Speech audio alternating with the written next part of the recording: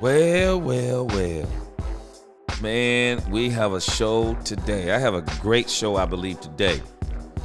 And it's kind of funny with the OTA stuff. I didn't realize this, but the OTA stuff, while, I didn't know you couldn't film, that's number one.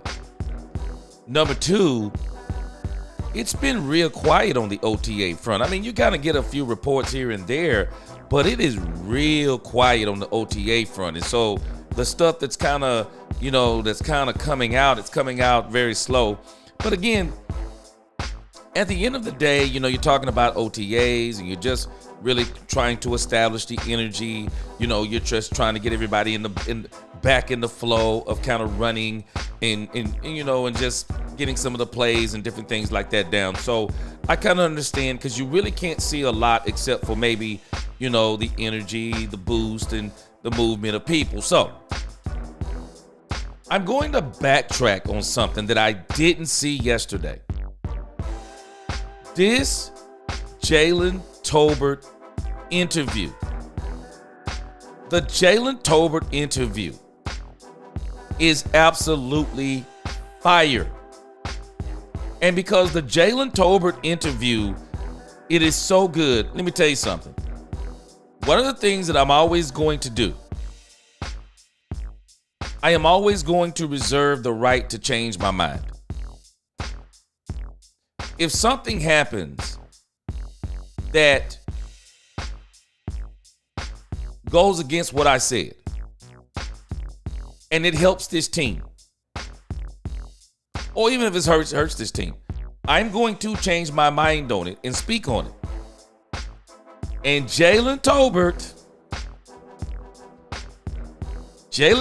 has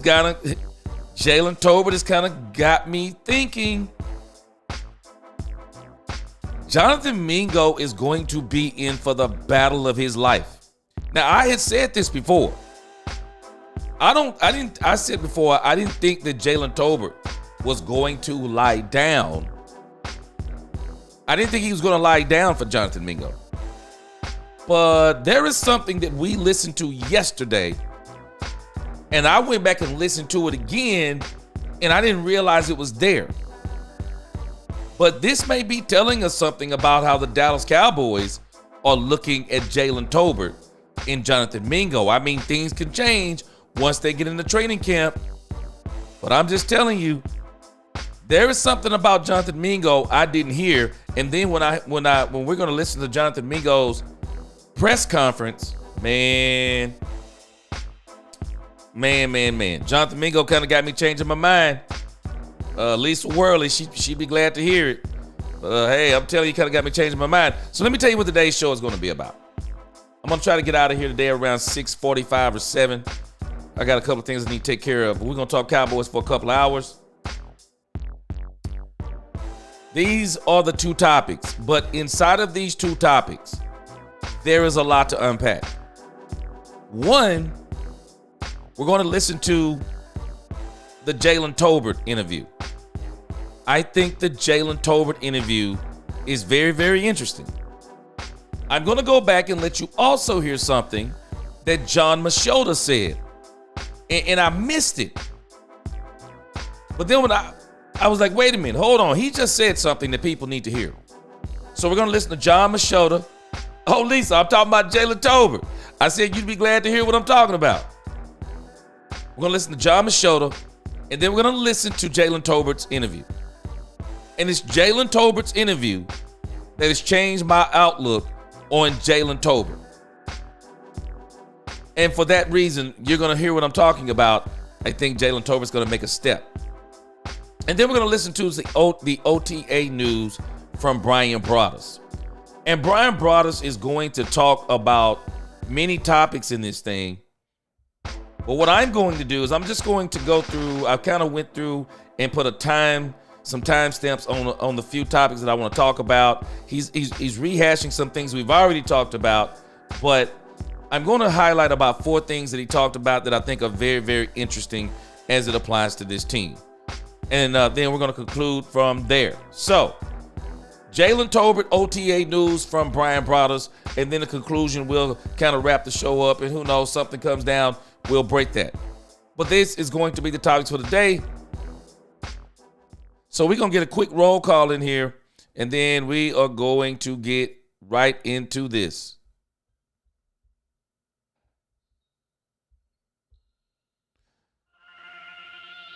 Let's go. Roll call time. And then we're going to get right into this show. Let's kick it. Let's go. That's what we say back in the day. Let's kick it. Let's go. Robert Dudley. Let's go. God is good all the time, and all the time God is good. Yes, Cowboys fan base. Early bird gets the worm. Let's go. Yeah, we talked about it yesterday. Rest in peace to owner Jim Irsay. Man. Yes, sir. Cowboys Nation 600. What's good? Yes, sir. Cowboys Nation in the crib. C Base. Hey, what's going on? X Brown. He said, you're going to have to convince me with this one, G. Hey, X Brown, I don't know if I can convince you. I'm just going to tell you, after I listened to the interview, and after I heard what John Machota said, I'm like, oh, wait a minute. Hold on a second. Hold on a second, X Brown. There may be something up with Jalen Tolbert. Ty Howard, what's going on? He said, yo, I've been waiting for this show. Let's go. Yes, sir. Daniel M. Yeah, we had a show last night, boy. We went late, 3 o'clock in the morning. He says, man, I'm sorry I missed the late night show last night, but I want to say this real quick. The Jones boys might be done making moves. Oh, no. No, sir. They're not done, Daniel M. They're not done. Hoodie Kush in the crib. What's going on? Jared Thomas in the crib. Dak Prescott, number 1 fan. I'm number 2. He said, gee, I think so too. Look for him to be a part of what will be arguably the best wide receiver trio in football next year. Yeah, they got plans for him. And I'm going to show you something we didn't hear yesterday. They got plans for him. Charles, what up with you? Good to see you. Hallelujah. I see you change that avatar. That looks like either Dez Bryant. No, that may be you in that jersey. Hallelujah, the crib, whatever the case may be. He said was in rapid eye movement for this morning show. Yes, sir. Yes, sir. Good to see you. Mills 36, new avatar also. He says, why do ESPN, Fox, and other people hate Dak? They treat him like a hardcore felon. Boy, you think he was a felon. Let me tell you something. They learned something from Skip Bayless. If you talk bad about Dak Prescott, people will at least hear what you have to say. Texas boy, what's up? Texas boy said people acting like Jalen Tolbert didn't win the game in Pittsburgh with Dak. He's not trash. Yes, sir. I feel you. Lisa Worley in the crib. Kelvin Hicks in the crib. Kelvin said Jalen Tolbert needs to show him. Yep. Man, the interview got me. The interview got me thinking a little different. J. Lou in the crib. Wide receiver number 3. Yeah, it's going to be a very interesting race because there's another wide receiver that has popped up on the radar. And they said in OTAs, this dude is dominating. Dominating in OTAs. I'll bring his name up in a minute. OG Cowboy fan for life. He said, what up? What up? Dak owns filthy in the crib. He said, hit that like button. What up? Let's go. Sizzling Bacon, what's going on with you? Robert Simmons in this crib. Well, what up with you? Iceberg Slim in the crib. Jalen Tolbert is Cedric Wilson 2.0. We're going to see. Lost in Translation podcast. What's going on with you? Yeah, we was up late last night for sure. Lost in Translation. Mr. J in the crib. What's up? What's up? Gregory Carpenter in the crib. Yes, sir. Well. Oak Cliff Rockefeller. What it do? What up with you? All right, we'll welcome everybody else as they come in. Dominique Pittman, I got to say, what's going on with you, man? Good to see you. All right, let's talk about this thing with Jalen Tolbert. So I think what I'm going to do first, Cali to Kansas, what's up with you?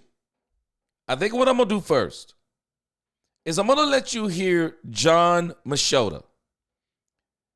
John Machota said this yesterday, and I just kind of glossed over it. I didn't even think twice about it. But when I went back and listened to it, I was like, wait a minute, hold on a second. John Machota just kind of glossed over this thing with Jalen Tolbert. But he said it so nonchalantly, I don't think anyone caught it.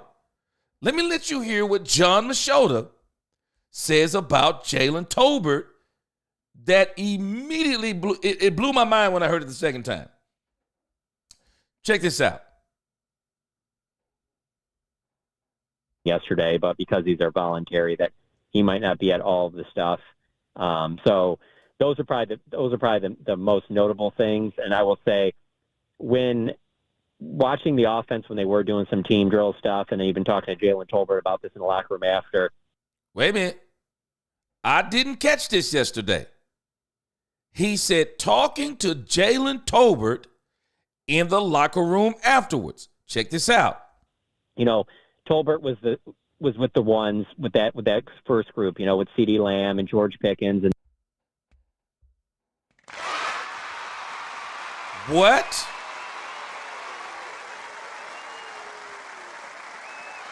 Wait a minute, hold on a second. Jalen Tolbert lining up with the ones. Jalen Tolbert lined up with the ones. This kind of just in one ear and out the other one yesterday. But when I heard it again, I'm like, wait a minute, hold on a second. Jalen Tolbert is lining up with the ones. This is going to go along with the interview we're about to hear with Jalen Tolbert. Let me let you hear it again. Was with the ones with that stuff, and even talking to Jalen Tolbert about this in the locker room after. Tolbert was with the ones with that first group, with CeeDee Lamb and George Pickens, and when they first broke and did team drills in front of us, those were the three receivers with the offensive line that you already know. But then the running back was Javonte Williams. But the thing that was interesting is that when they went to four receivers and then Turpin was in there, you can just see how that causes a lot of problems for whoever the defense is. And Turpin caught a short slant and turned it into it was a touchdown in this type of environment. I don't know if it would have scored in an actual game, but there, you can just see that when they can get all four of those out there together, that's going to be a tough time for whoever's the defensive backfield they're facing. Hey, Matches, though, Okay. Pay attention to what John Machota just said. That when they get Cavonte Turpin out there, those four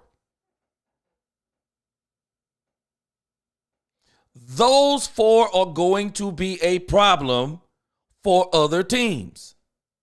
Who are those four? CeeDee Lamb, George Pickens, Jalen Tolbert, Cavonte Turpin. They're going to be a problem.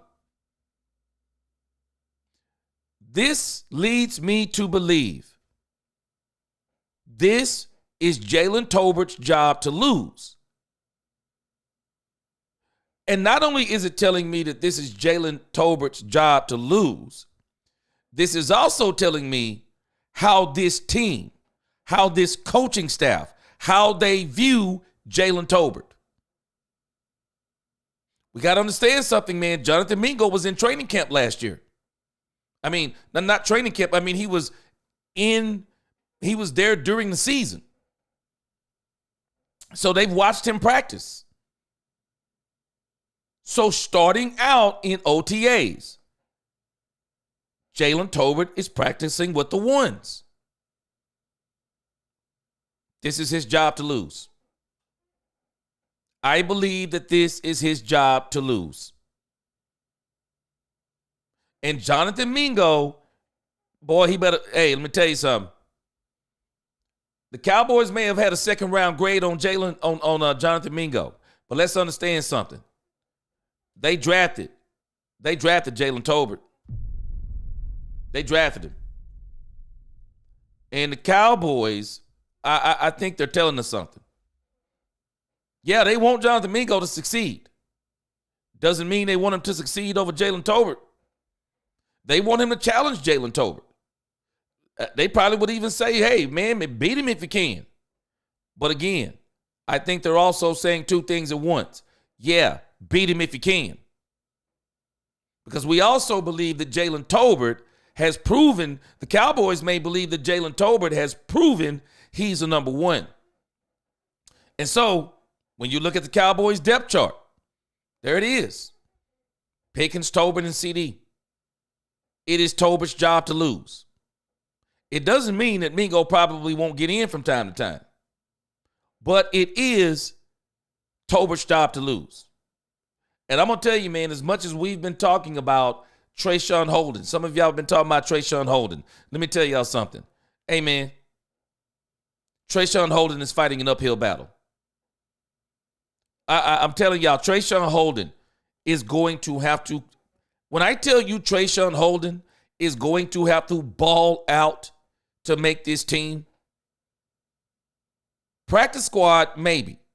But to make the final roster, he is going to have to ball. And let me show you why. So you already got your three receivers right here. You got George Pickens, Tolbert, and Lamb.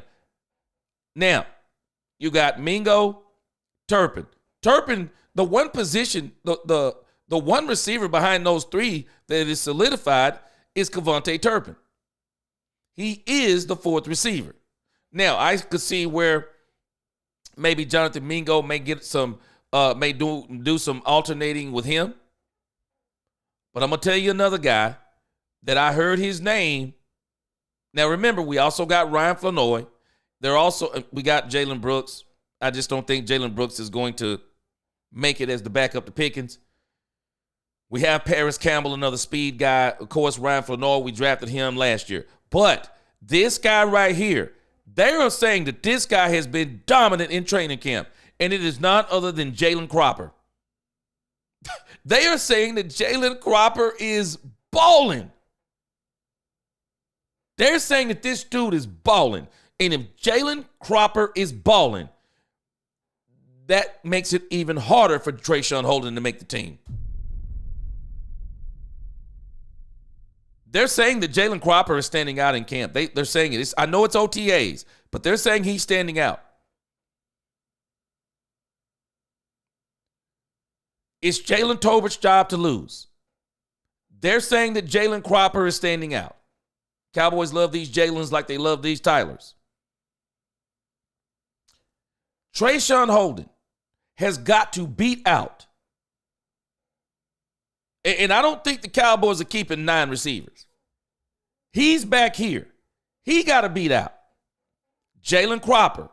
Jalen Cropper, they're saying, is balling. He got to beat out Paris Campbell. We'll see what he is. He got to beat out Ryan Flanoy. I think Ryan Flanoy is going to take a step. He's got to beat out Jalen Brooks. Boy, he got to beat out 4 of the only one I could see him beating out right now is Jalen Brooks. And that's if Jalen Brooks doesn't make another step.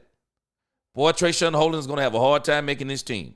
But I say all that to say, Jalen Tolbert is the number 3 wide receiver. Jalen Tolbert is the number 3 wide receiver until we hear otherwise. It is Jalen Tolbert. It is. It is. And I didn't even catch that when John Machota, hey, he's lining up with the ones. Every time the ones lined up with 3 wide receivers, Jalen Tolbert lines up. I didn't hear nothing about Mingo alternating in and out. I didn't hear none of that.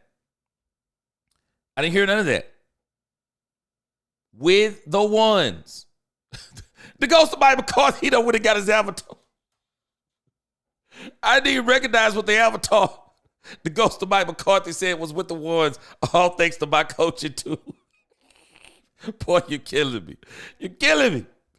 Gerald Goldpost. Oh, boy, Gerald, hold on a second. Gerald, hold on.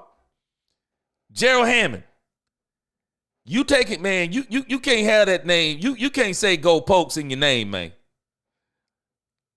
I guarantee you there's some folk I guarantee you there's some folks in this chat don't even know what that means. I'm from East Texas. And when I was growing up, that's what my uncles called the Cowboys. They called them the Pokes. That's what they call them. So a lot of people probably not familiar with that name, Gerald Hammond. He said, I hope you're right, but where they line up right now does not mean it. Oh, it does. It means something. Now, it don't mean that's where it's going to stay, but it does mean something. Where they're lining up right now matters, because this is the very thing that even Brian Broaddus and those guys have been alluding to. They didn't like the fact that Mike McCarthy would bring guys on and have them working with the 3s and the 4s and saying they got to earn it.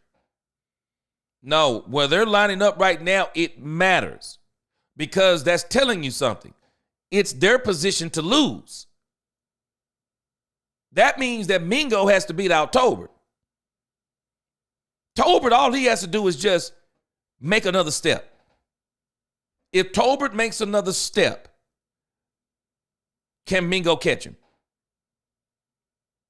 Can Mingo catch Tolbert? Because Tolbert is very inconsistent.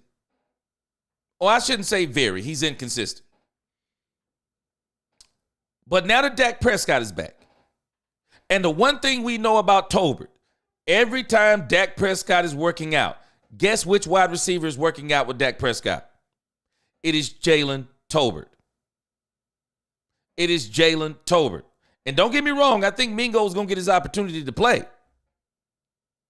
But right now, it's Jalen Tolbert's job to lose. Just like they talked about that Javonte Williams right now is he's lining up with the ones at the running back. That means something. They're saying right now he's the number one running back. I don't even think Jaden Blue has to beat out Javonte Williams because I think Jaden Blue is going to be more of a Tony Pollard type of back for the Cowboys in his first season.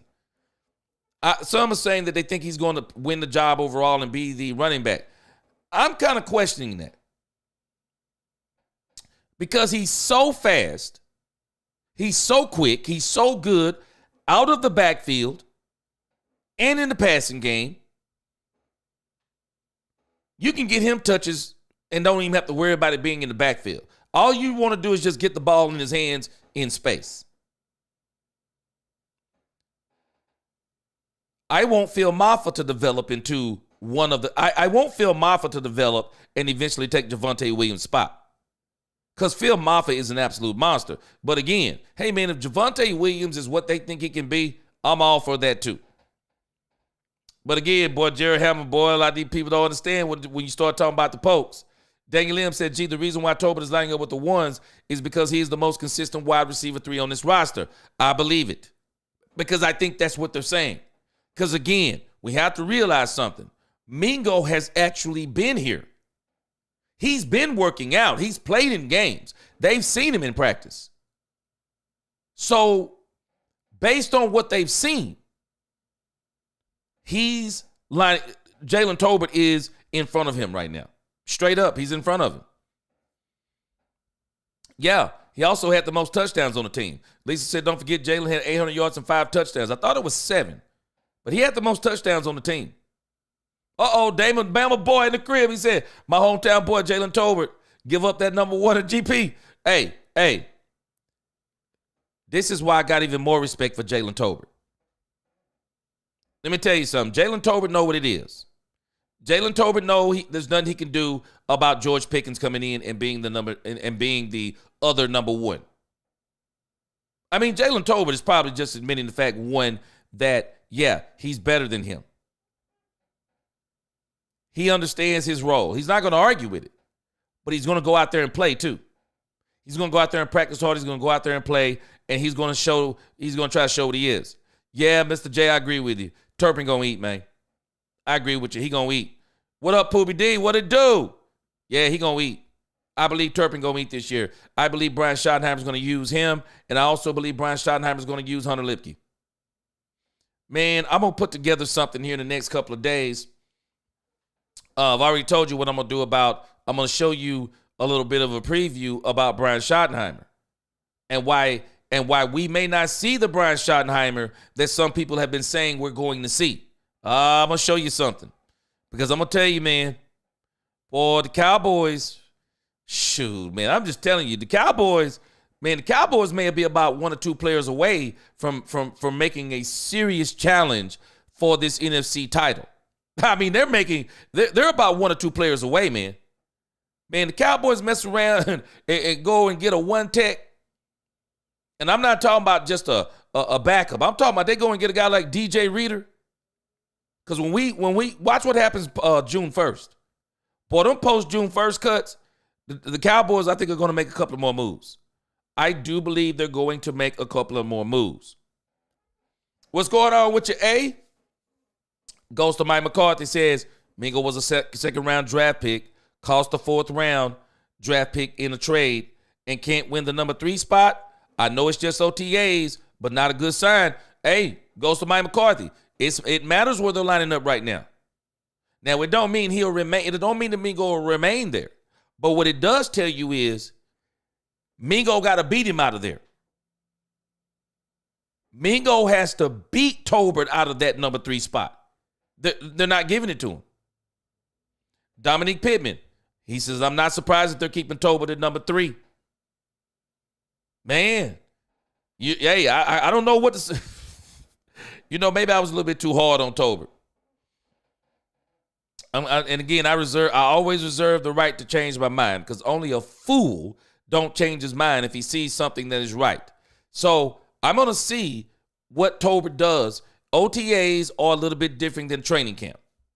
They're gonna get to put some pads on. They're going to get to go against the opposing defense. There will be a little bit of touching. I want to see what Tolbert looks like. But I can tell you this. Dak and Tolbert got a chemistry. I'm just telling you. Dak and Tolbert got a chemistry. They do. They have a chemistry. Yeah, he had the winning touchdown for sure against the Pittsburgh Steelers. They have a chemistry. Oak Cliff Rockefeller says, Shotty knows these boys. You got a point, G. Yeah, he's been watching them. They know what these guys are. If Mingo, based on last season, we got to remember, he didn't get brought in like Pickens. No, this dude been here. Mingo has been here. And they put Tolbert in. And John and Machota didn't say, yeah, and Tolbert and Mingo were alternating. No. Tolbert was with the ones. This tells me something about Tolbert. Tolbert's been grinding. Tolbert has been grinding. And Tolbert has been winning the confidence of this coaching staff. Yeah, he been grinding, I'm telling you. They ain't just put this dude there for nothing. He grinding, and they're appreciating it. Y'all remember Brian Schottenheimer in that press conference? He says, what do we need to do for Mingo to make the next step and for Tolbert to make the next step? Well, we got to understand something. If Mingo takes a step and Tolbert takes a step, that still puts Tolbert in front of Mingo. No, Mingo got to make 2 steps. Mingo can't make 1. He got to make 2. He has to make 2 steps in order to get in front of Tolbert. Tolbert's been grinding. I'm telling you. Sly Romo, what up with you? He said, I love your presentations every day. He said, you give us facts and not opinions like those other fools. He said, you're the man. Appreciate you, Sly Romo. Iceberg Slim, he says, Jalen Tolbert caught 49 catches with Dak, missing 65% of the season. Yeah. Dak and Tolbert have a chemistry. They have a chemistry. Skeptical fan said that Tolbert get bigger feet. Man, I don't know what's going on. I don't even know what the feet stuff mean, but I can tell you this. Amen. They got a chemistry. Now, let you hear the Jalen Tolbert interview. Boy, this interview. Jalen Tolbert, man, I'm telling you. I got to tell y'all, man. I got newfound respect for this man. I got newfound respect for Jalen Tolbert. I don't even hate to say it. I have even more respect for Jalen Tolbert.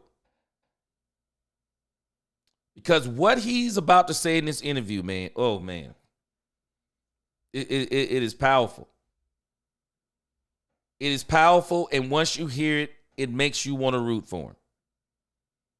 And again, we listened to all the interviews yesterday except for Jalen Tolbert.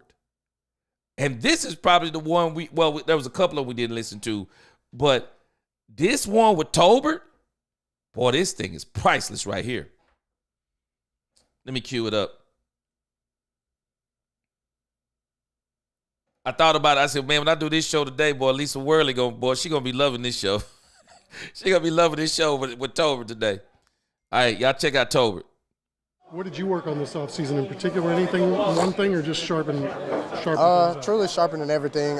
You never want to be stagnant as a wide receiver, and so just continue to work every aspect of a wide receiver position, whether it's route running, releases, whatever it is, top of the route. So just continuing to grow, continue to stack days. So the first thing that strikes me about Jalen Tolbert, The first thing that strikes me about him is his humility. Just straight up, unadulterated humility. He's not a guy that's going to be tripping on people talking and what people saying. All you hear from this guy is work, putting in the work, sharpening the tools, trying to get better. Lisa Worley, you think it's going to be all right if we call Jalen Tolbert the predator from here on out until he cut these braids off? I mean, judging by the front of his hair, he got that good hair, as we say back where I'm from. He got that good hair, but he looked like the predator to me. He could be one of the members of the predator family. And if he be like one of them predators, this dude gonna be okay this year. He got to get consistent. But the thing that I appreciate off the rip, he talks about he's been working. He's been working. Hey, this dude know what's going on.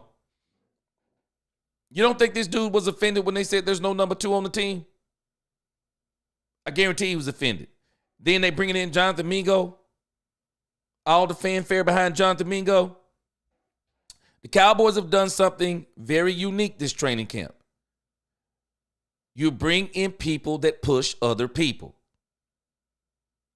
While I don't think that Joe Milton III is going to take Dak Prescott's job by any stretch of the imagination, Brian Schottenheimer said it. But Joe Milton does push Dak Prescott. Not from the perspective of a threat, but from the perspective of any time you see another guy performing well, that in itself ought to make you say, oh, okay, you're doing good. So I got to be better than you.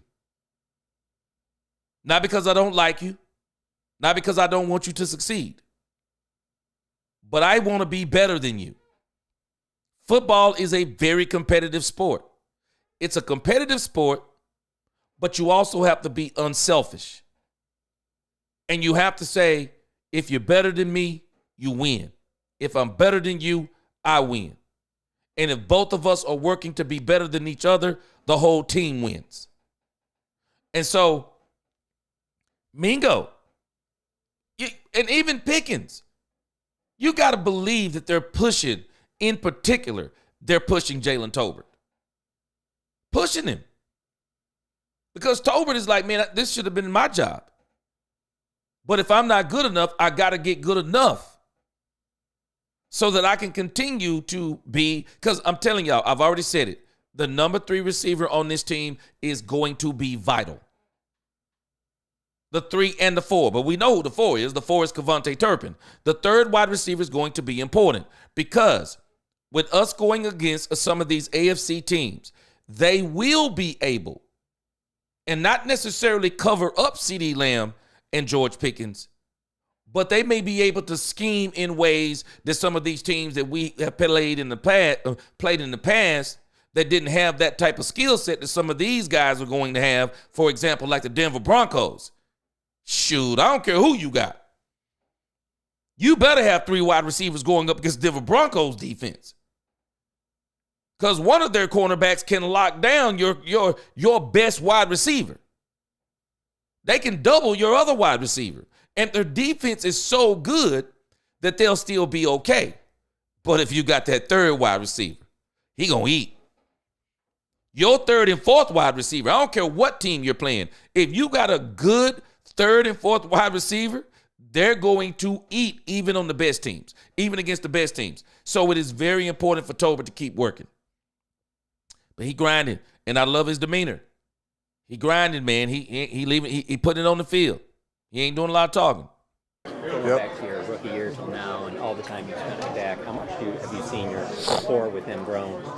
Yeah, it's definitely day and night. So the guy's talking pretty low. So what he just asked Jalen Tolbert about is his rapport with Dak Prescott. You know, how has that rapport grown with Dak Prescott? And again, this is another inside thing that he has, because I'm telling us, every time I see Dak Prescott throwing, I see the predator. I see the predator, Jalen Tolbert. He's always with Dak Prescott. And so him and Dak Prescott, man, they got some synchronicity. They do. They have some rapport.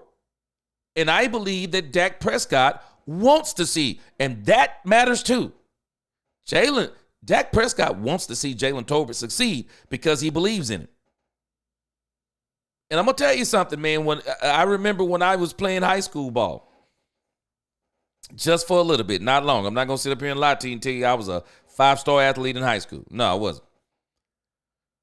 But I can remember during the offseason, and one of our quarterbacks, or the matter of fact, the starting quarterback,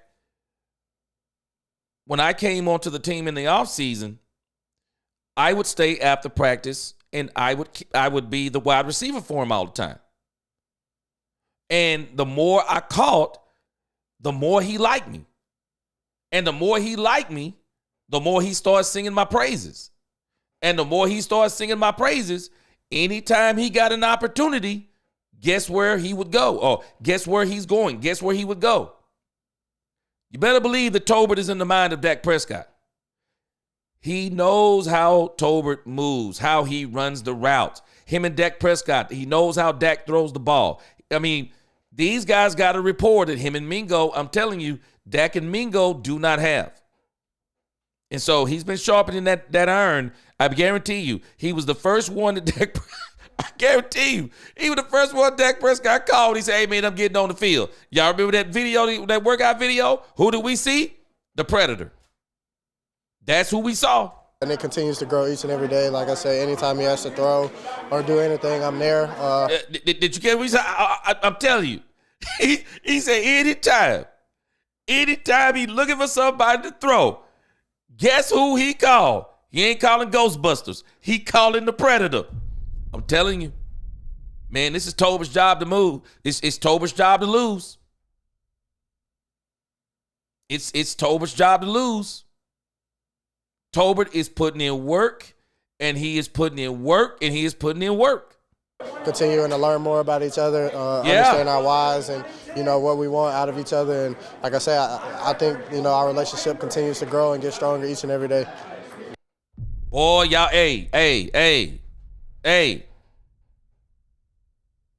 I'm just telling you. I reserve the right to change my mind on Jalen Tolbert. I reserve the right to change my mind. I literally thought Mingo was just going to roll up in here and just blow this dude off the field.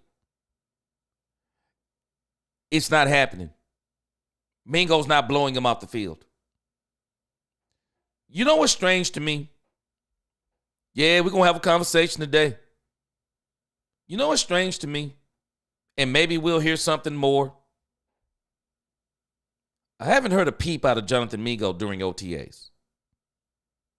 If y'all have heard something about Mingo, let me know. I've heard nothing about Mingo. Nothing. I've heard nothing about Mingo in OTAs. Absolutely nothing.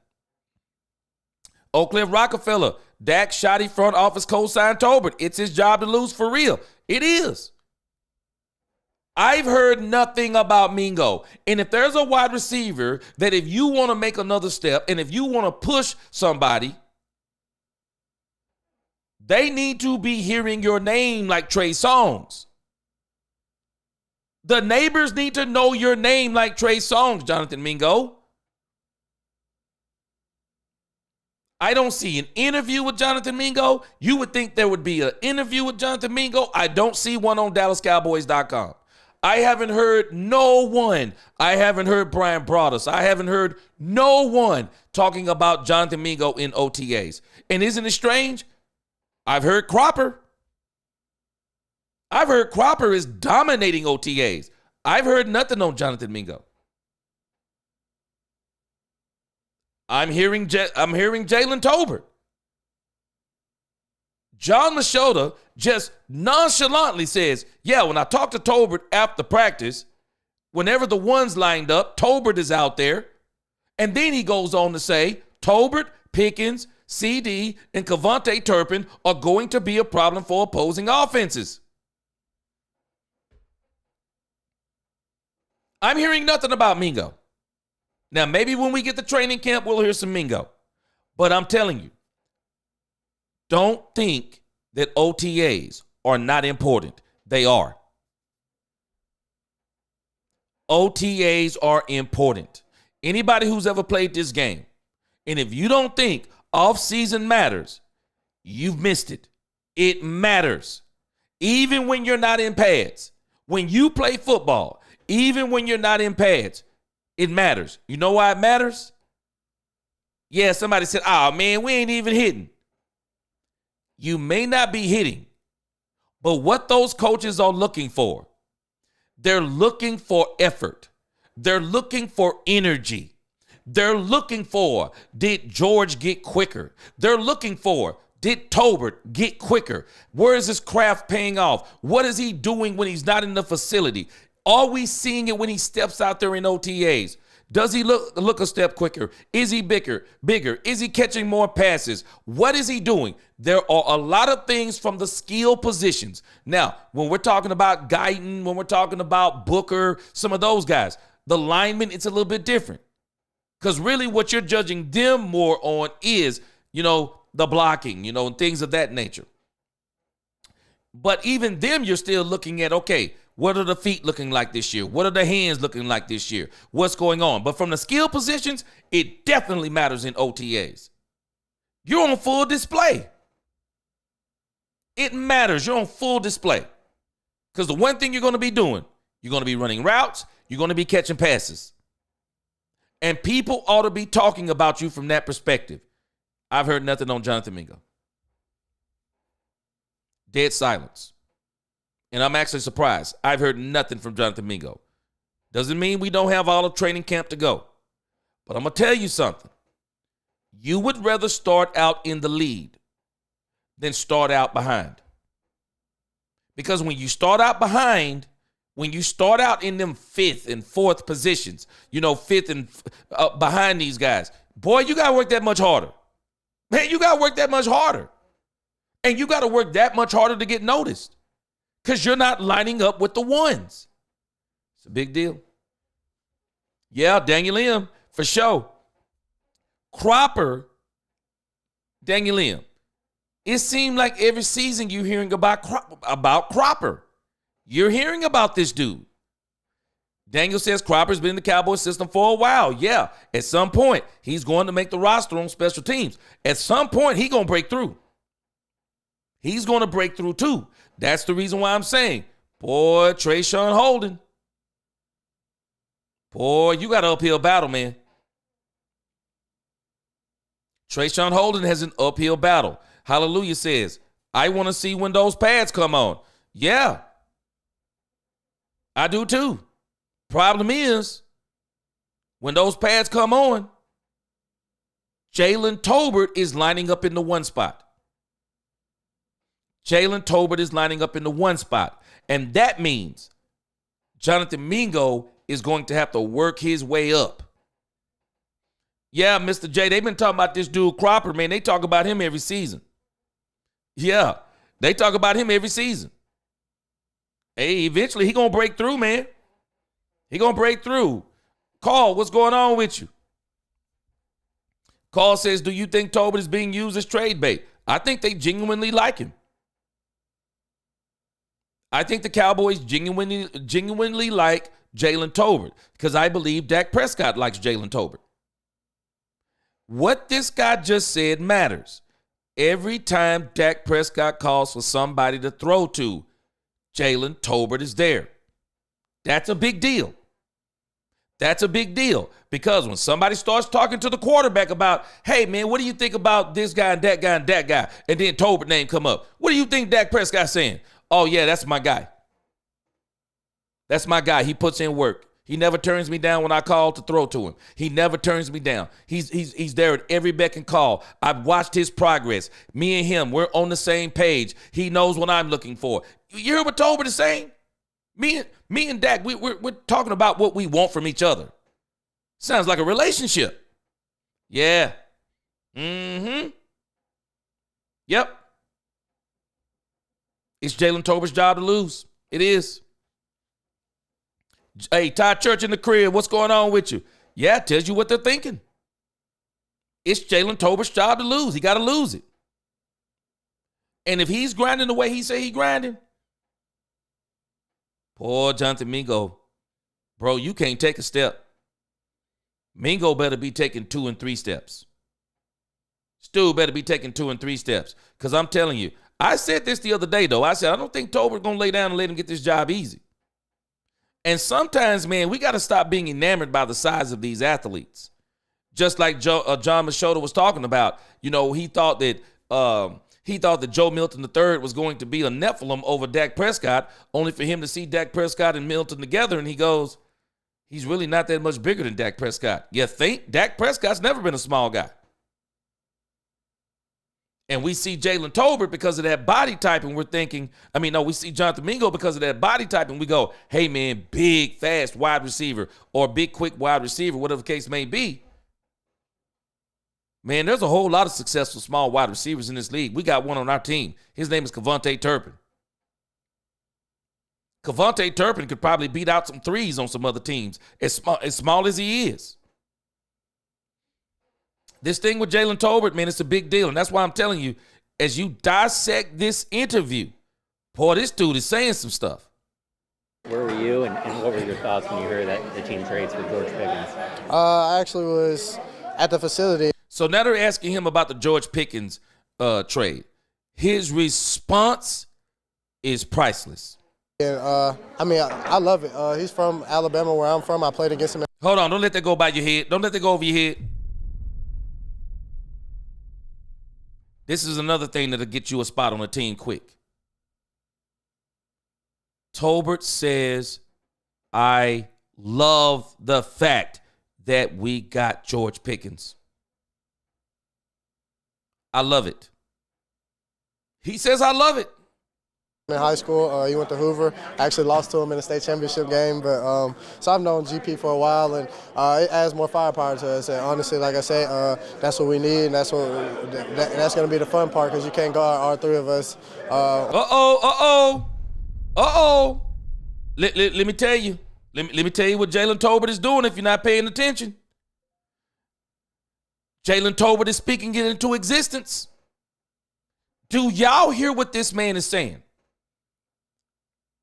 Jalen Tolbert just told us without telling us. There is no competition. Jalen Tolbert just told us without telling us. There is no competition. I'm glad they brought him on. More firepower for us. He talking like Pickens talking. Pickens said, you can't guard both of us. Jalen Tolbert said, you can't guard all 3 of us. Y'all better listen to what this man is saying. Competition is none. I'm the bona fide number 3 wide receiver here. Nobody is going above me. That's what he's telling us. That's what he's telling us. There's no other way to interpret it. There is no one else. They can't hold all 3 of us. Who all 3 of us?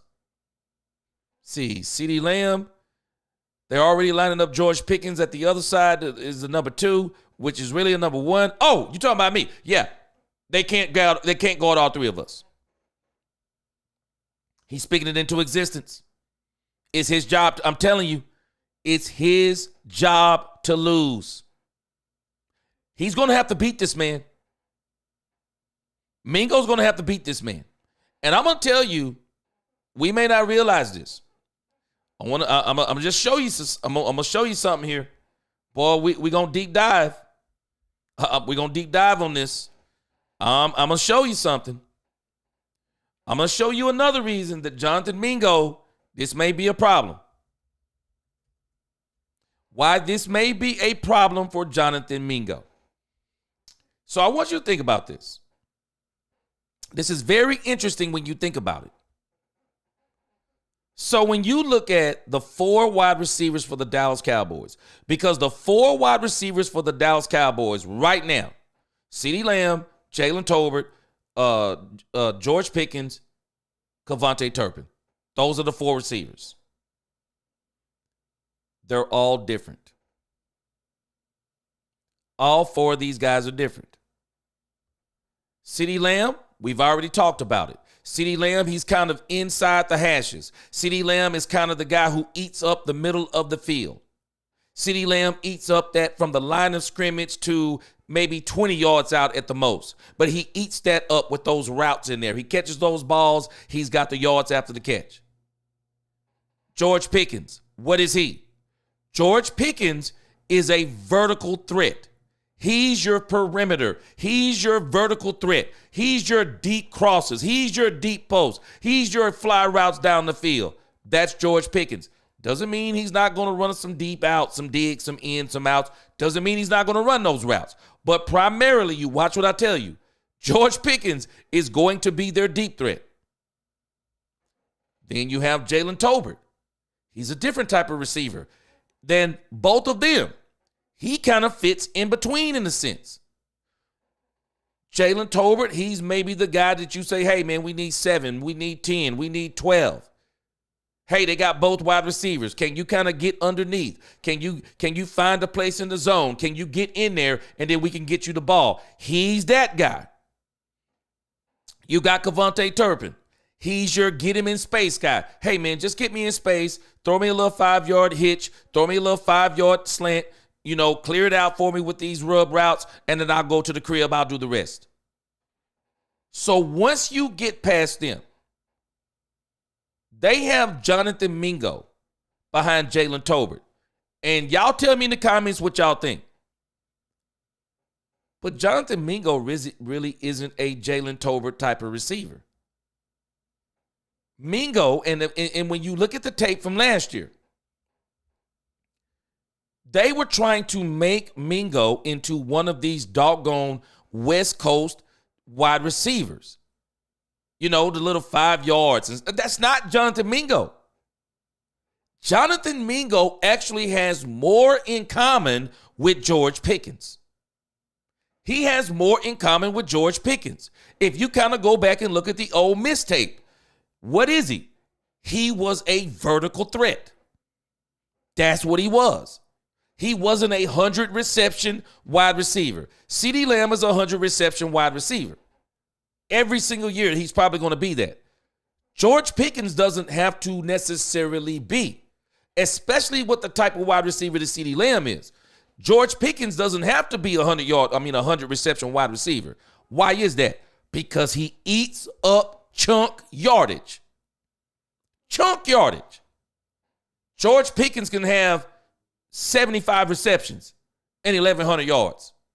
Yeah, because he eats up chunk yardage. You're talking 18-point yards a reception, 24-point yards. This guy can eat up chunk yardage. Huge numbers. He's not going to need the quantity that CeeDee Lamb has. He's not going to need the big quantities. All he needs is the quality. Hey, give him about six targets. Because if he catches 5 of them joints, he probably got 80 to 100 yards already and probably 1 tub. Jalen Tolbert. Mingo is not the type of receiver that Tolbert is. And the reason why I'm saying this is, so if you got Mingo and Pickens on the field at the same time, you got 2 of the same receivers on the field at the same time. You really do. And that's probably not conducive to if you're wanting to have some variety on your offense. The way you have variety on your offense, the way you make your offense versatile, you don't want a bunch of wide receivers lined up across the board unless you're going for a Hail Mary. You don't want 4 wide receivers lined up that just all of them, their specialty is fly routes. No, you want some versatility? You have it like they have it right now. Vertical guy, intermediate guy, and then a guy who's maybe in between that. He fits somewhere in between. The shorter yardage. Maybe he's the shorter yardage than the intermediate. Or maybe he's in between the intermediate and the long routes or the chunk yardage plays. That is Jalen Tolbert. Jonathan Mingo is more of a George Pickens style of receiver. I'm just telling you. Jonathan Mingo is more of a George Pickens style of receiver, and I just wonder, how does that match up? How's that match up? Mingo going to have to take some steps. He really is. He's going to have to take some steps. But y'all tell me what you think on this. I'm going to go a little further down because I'm behind. Y'all tell me what you think. I'm telling you, Mingo going to have to make some serious steps, just like Trayshawn Holden. I know everybody like Trayshawn Holden.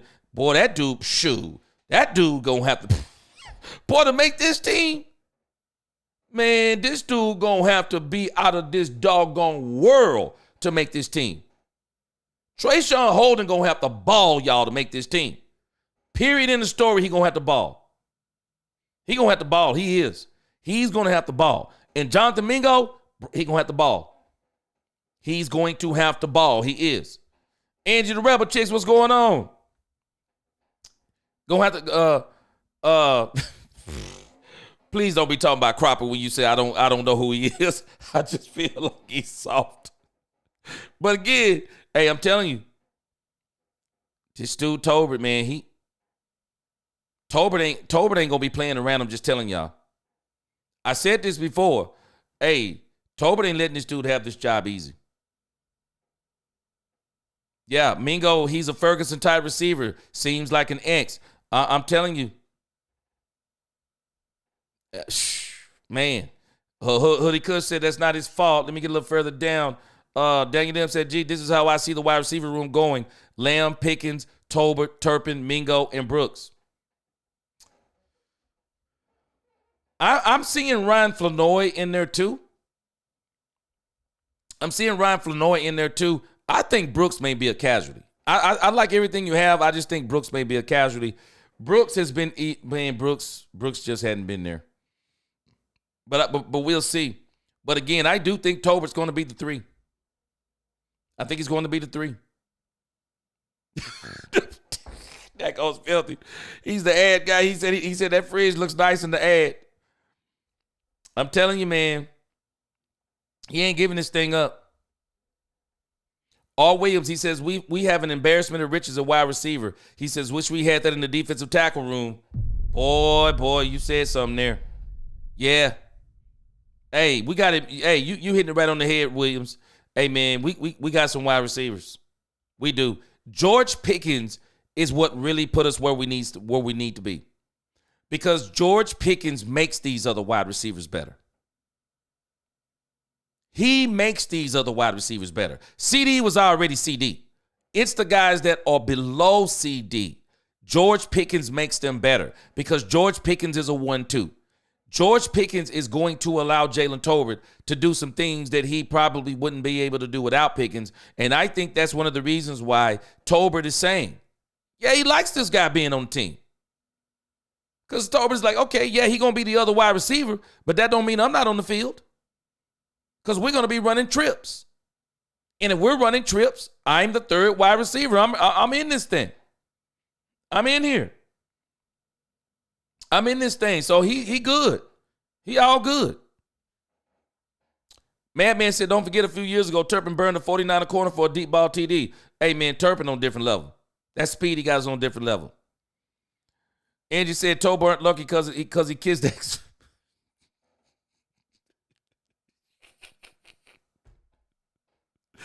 Angie said Tolbert burnt lucky because she said Tolbert but is lucky.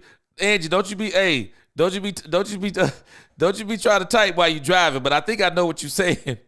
Angie said Tolbert but lucky because he kissed that butt. Angie said Tolbert but is lucky because he kissed that butt, which helps him. Dak stop feeding the strays. Hey, Angie, let's see him on the field. But I think Tolbert been working.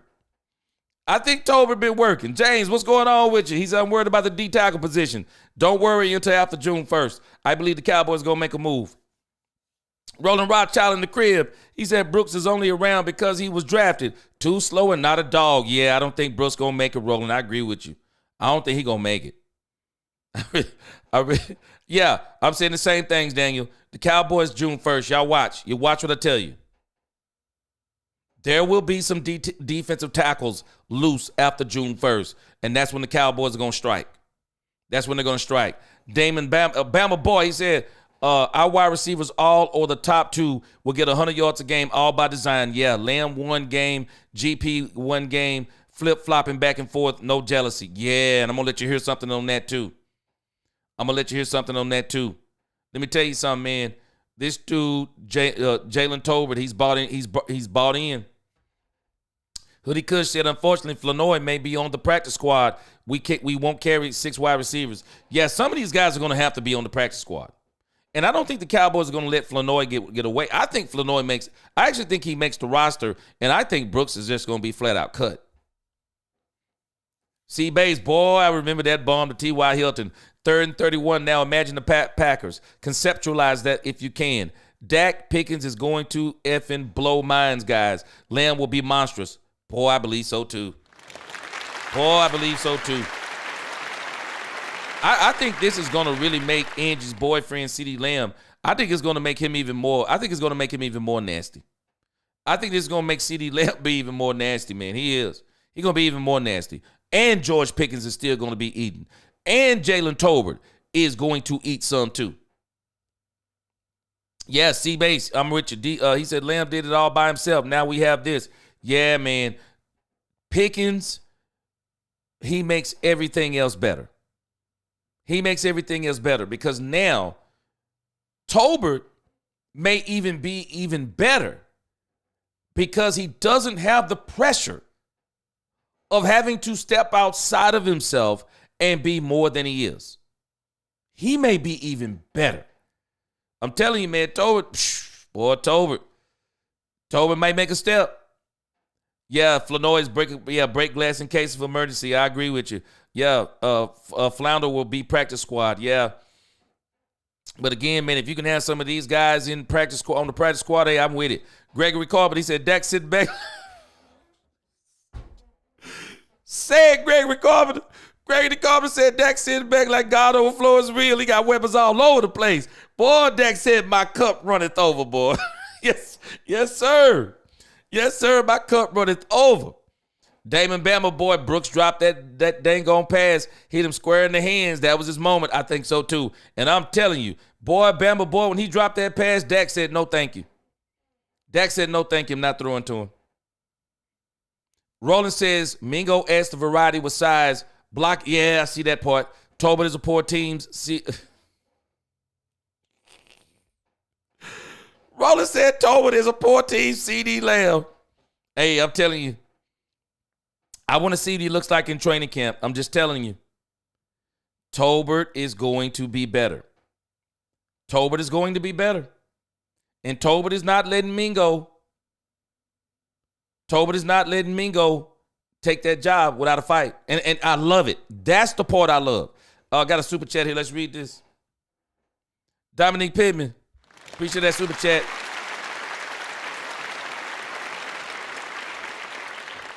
He says, hey, G, how do you see this offense moving? Run first to set up the pass or pass first? This is what I'm going to be talking about tomorrow when I put together my final research. But just to give it plain and simple. This offense is going to pass a lot more than everybody believes. It's going to pass a lot more than people believe. And it's just by it. And the reason why it's going to be this simple.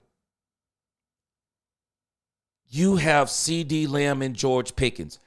That in itself is going to change how defenses look at this team. That in itself is going to change. I think the run will be better simply because the passing game is going to be such a threat. The passing game is going to be such a threat. The Cowboys can beat you short, intermediate, and deep. They can beat you all three now. Short, intermediate, and deep. That's going to be a problem. That is going to really make teams say, because I dare a team. I dare a team say, yeah, we're going to sit back and we're going to just let, we're going to play the run and see if Dak can beat us. Okay. because he's going to be able to beat you. They're going to have so much variety. CeeDee Lamb, George Pickens, Tolbert / Mingo if he works his way in, Jaden Blue, Ferguson. We cannot forget Ferguson. At any given time, the Cowboys will be able to have 5 to 6 weapons on the field. And when they go to their 4 wide receiver sets, the Cowboys will be able to have double the speed on the field. Boy, these Cowboys, man, I'm telling you, we got to get it on the field so we can get it in sync. But when you look at it on the grand scheme of things, boy, they got weapons, man.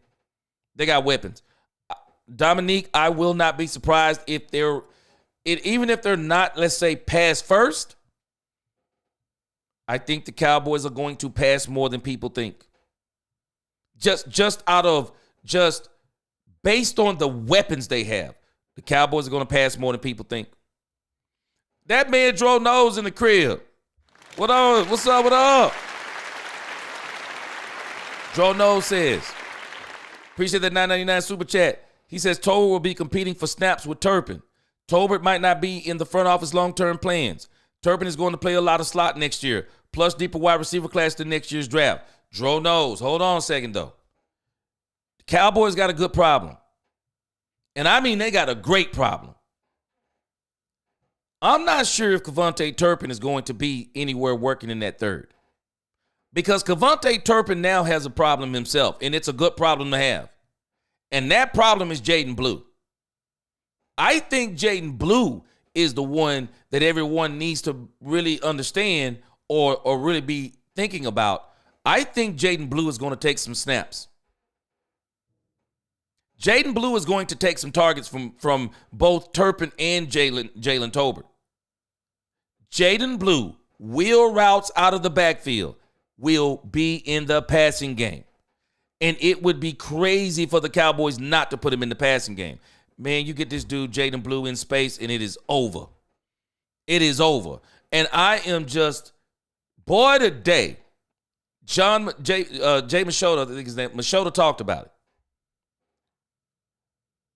The day when I see Kevontae Turpin and Jaden Blue on the same field with what we believe to be sub 4.3 40 speed, and they're not just fast, but they're quick.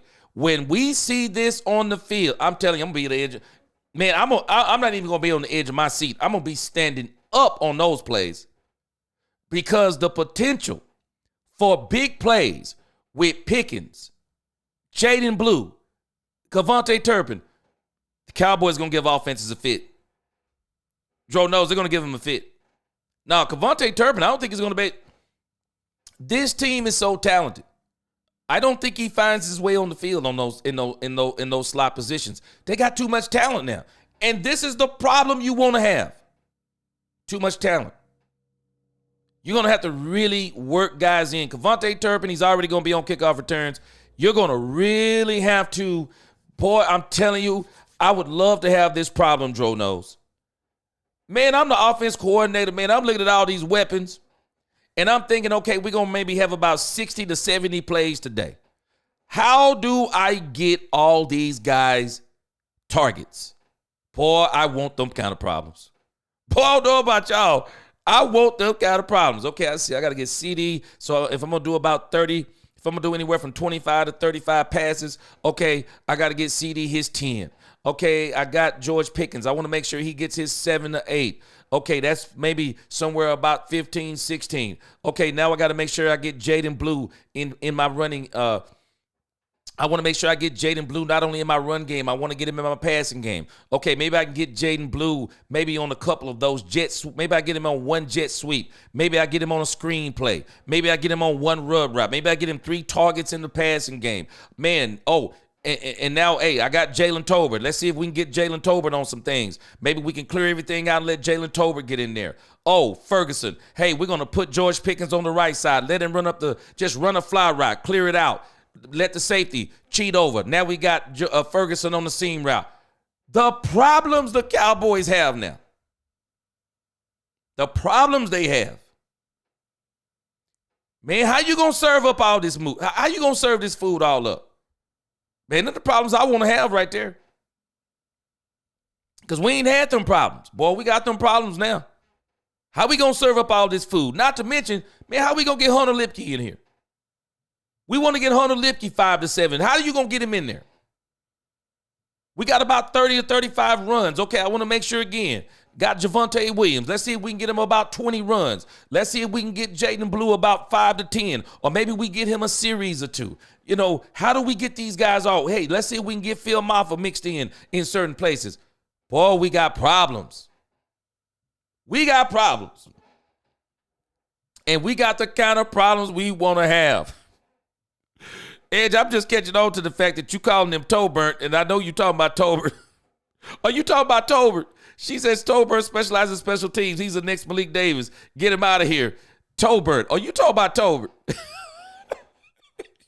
Because you say it Tolbert. So now I know you mean to say Tolbert. But tell me, is you talking about Jalen Tolbert? But I'm telling you, man, Cowboys got problems. Cowboys got problems. And I love it. They got problems. They got problems that you want to have. They got problems you want to have, I'm telling you. They got serious problems. But again, as you listen to Jalen Tolbert is all but telling us whether we like it or not. Jalen Tolbert is saying, I'm the third receiver. Kitty boy, I think they'll use 5. I think they'll use 5 receivers in the rotation. And those 5 receivers will be the 3 starters, Kevontae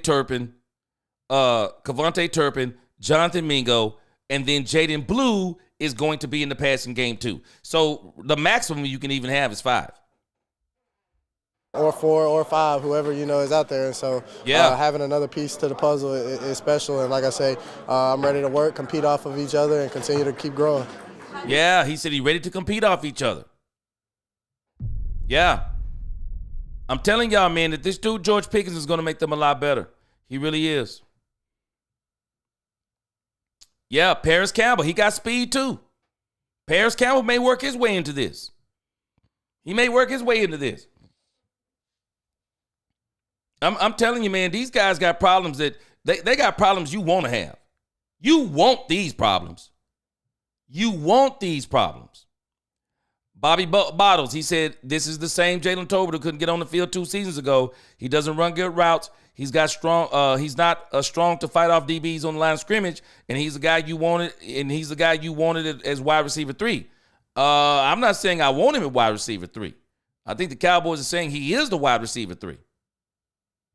He is the wide receiver 3. I don't think it's a matter of what we want. He is the wide receiver 3. And I do believe that if Mingo is going to get that spot, he got to fight for it. He got a lot of things that are going against him. He's got some things going against him. He going at the ball. And again, man, Jonathan Mingo need to be like Trey Songz. You need to be hearing his name in OTAs. You need to be hearing his name in OTAs. We'll see. Maybe we'll hear his name in another couple of days. But you need to be hearing his name in OTAs. And when I hear Jalen Cropper being talked about over Jonathan Mingo, I'm not questioning Cropper. I'm questioning Mingo. What's going on with Mingo right now? Roland says Dak throws bad balls to players who are not his kids, but in training camp. Joe Milton will connect with Mingo and Cropper. No, Joe Michaud's already talked about Joe Milton. We got to get, man. I hope nobody's on this whole train about Joe Milton.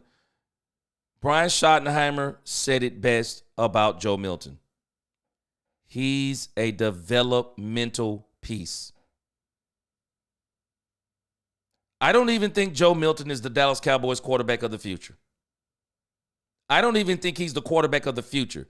He's an older quarterback. By the time he would even start, he'd be 28, 29. He's an older quarterback. And if I'm the Cowboys, I don't care what Joe Milton looks like in 4 years. I'm not investing money into a quarterback that's at 29 and he's not already been a starter. No, thank you. The Cowboys will go in the draft. not next year, the year after, they'll get their quarterback of the future. I don't even believe Joe Milton is quarterback of the future. I don't. Angie the Rebel chick, she said on another team with Tolbert. She says on another team with Tolbert be a wide receiver 2 or a wide receiver 3. I doubt it unless it's the WFL. Angie, you gonna do the Predator like that? You know what? We gonna see. But I can tell you for right now, I can tell you what the Cowboys think he is. Cowboys are saying he's the number 3. Yeah, Poopy D said they carry 7 wide receivers. But again, I think Tolbert understands something, though. They brought in Pickens. Mingo, they're looking, and Mingo is chomping at his heels. At least I would want to say that he is. I think, I'm just telling us, man, Tolbert is not going to make this easy. Even if he gets beat, he's not going to make this easy for whoever beats him.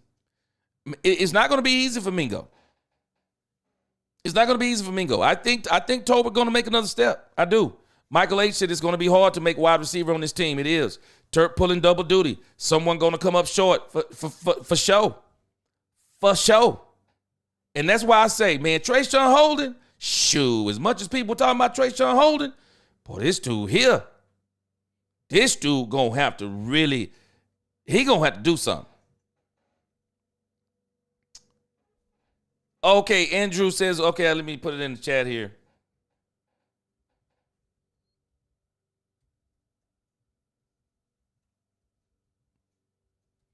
Man, you in Thailand. I see you, Andrew. Are you in the service?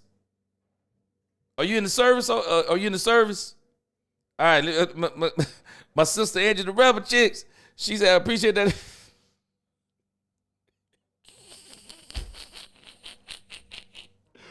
Oh man, you said he looked like the Grinch.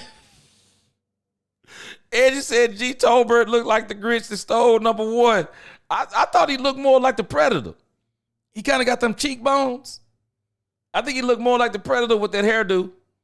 Angie said he looked more like the Grinch that stole number 1. Well, he wished he was the Grinch that stole number 1. They done bought Tolbert in on him. They done bought Tolbert in on this man.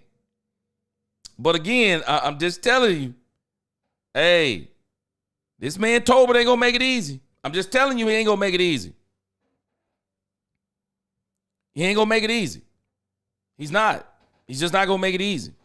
Lisa Worley said proof is in the pudding. And again, this is why I am so ready for them to get to training camp. Because do not ever discount OTAs, especially as a wide receiver. You can't discount OTAs. Not a wide receiver.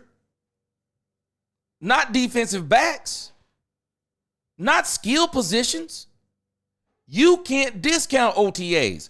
We are judging you in OTAs. We want to see how many passes you're catching. We want to see how crisp your routes are. We want to see if you've gotten quicker. We want to see if you've gotten faster. We want to see if you've gotten bigger. We want to see if you improved. And you can see that in skill positions in OTAs. There's a reason why. One of the defensive backs that they've been talking about in training camp is none other than Kaiir Elam. They've been talking about Kaiir Elam. Kaiir Elam is trying to make his mark early. Kaiir Elam is trying to make his mark early on this team. He is. Squeaky wheels get the oil. The more people are talking about you, the better it is. The better it is. Dro knows. Boy, y'all killing my man Tolbert. Dro knows said Tolbert could be wide receiver 1 for the Calgary Stampeders. Hey, man, he might go up there, though, and be a superstar. Angie said, G, pull up the picture of the Man, I'm telling you. Okay, I'm going to see if I can pull it up. I'm telling us, I still say he looked more like a Predator.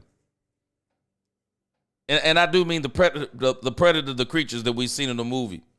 But man, I'm telling us, this dude Jalen Tolbert, I'm just telling y'all, he ain't gonna make it easy for him. He is not gonna make it easy for him. I think the Cowboys are saying what they're saying. I think they're saying that Tolbert, from everything we've seen, I think they're saying that Tolbert is the number 3 receiver until further notice. Madman said, I've been talking Elam since we traded for him. Madman, I think Elam's going to be great. I think Elam is going to be absolutely great. He is. He's going to be great. Gary Bookwalter, appreciate it. Gary said, hit that like button, Cowboys family. I agree with him. I'm telling this, man, Kyrie Elam, they're talking about him. They are talking about him. They're saying, man, Kyrie Elam, man, he's showing speed. Saying he's starting to look like what he looked like when he came out of college. Kyrie Elam, he's going to be a part of it. Tolbert lost me when he said, when he came in, what was it? What you saying? Talking about he's going to change the Cowboys culture. Dude confuses his talent with Dak's fondness for him. Boy, y'all ain't going to get this man a break. Yeah, but again, let's see what happens when we get in the training camp. Ultra Cowboy said, I love Elam coming out of Florida. He tackles, and he's perfect for the Eberflus system. Yeah. I think they're big on him too. And that's why I said before, nobody should buy into anything when they talk about about Elam's fifth-year option not being picked up. Nah, they didn't pick that up because they want to get their own deal. Oh, man, my boy Pure Gaming coming up in here straight up. Hey, Pure Gaming said everybody that hate on Tolbert wanted Amari Cooper, wide receiver too. Man, I'm going to tell you, I don't yeah, that wide receiver too with Amari Cooper for me, man. I was kind of iffy on that. Yeah. I was iffy. Miss Matrix in the crib. She said, I'm late, but everyone hit that like button. Yeah. What's going on, Miss Matrix?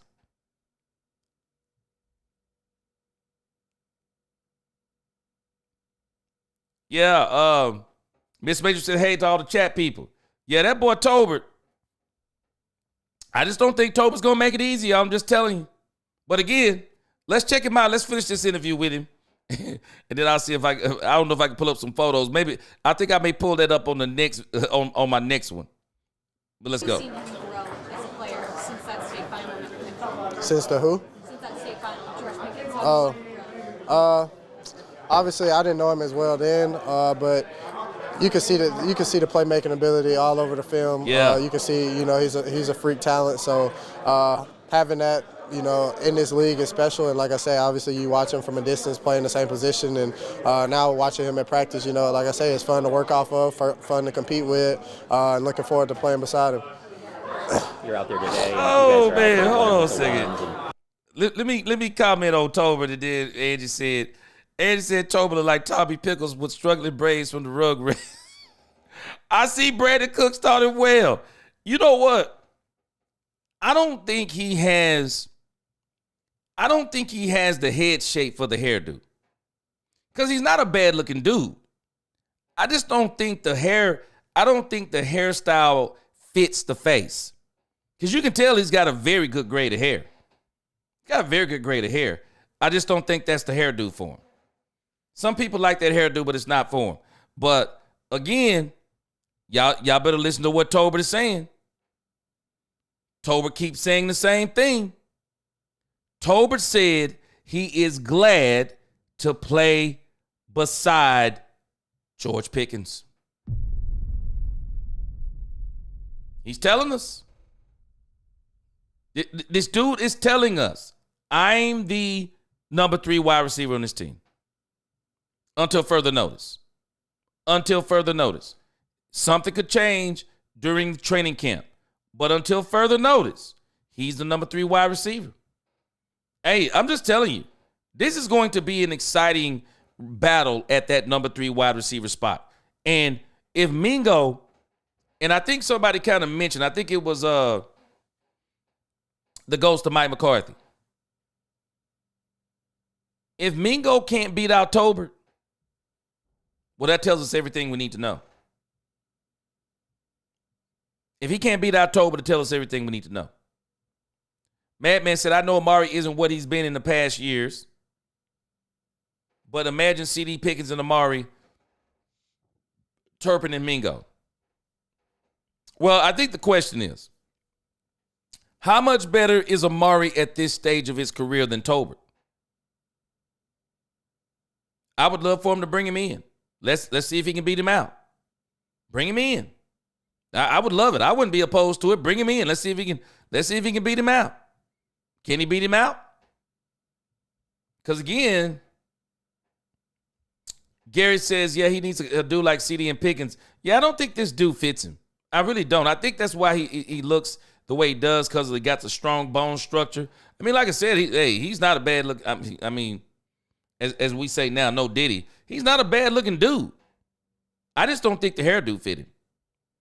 But I'm telling you, this guy is saying something. He is not going to go down without a fight, and it seems like to me he's saying I'm the receiver right now. What is that like for you, just to think, hey, it's a long way until that first Sunday, but what this offense can be? I mean, honestly, you got to hold yourself back right now because it is OTAs, but the thought of it is special. And we even had a package in where, we have Turpin and it's 4 wide receivers. And so, the ability that we have and, the firepower that can go out there on that field and, play alongside with Dak at quarterback is special. And like I said, we are looking forward to that when that day comes, and looking forward to, 6 to 8 days from now when we go to camp and can start competing for real. Yeah. The proof is going to be in the pudding. When they get to camp, we're going to really see what it is. Because the one thing I am going to tell us all, I do not.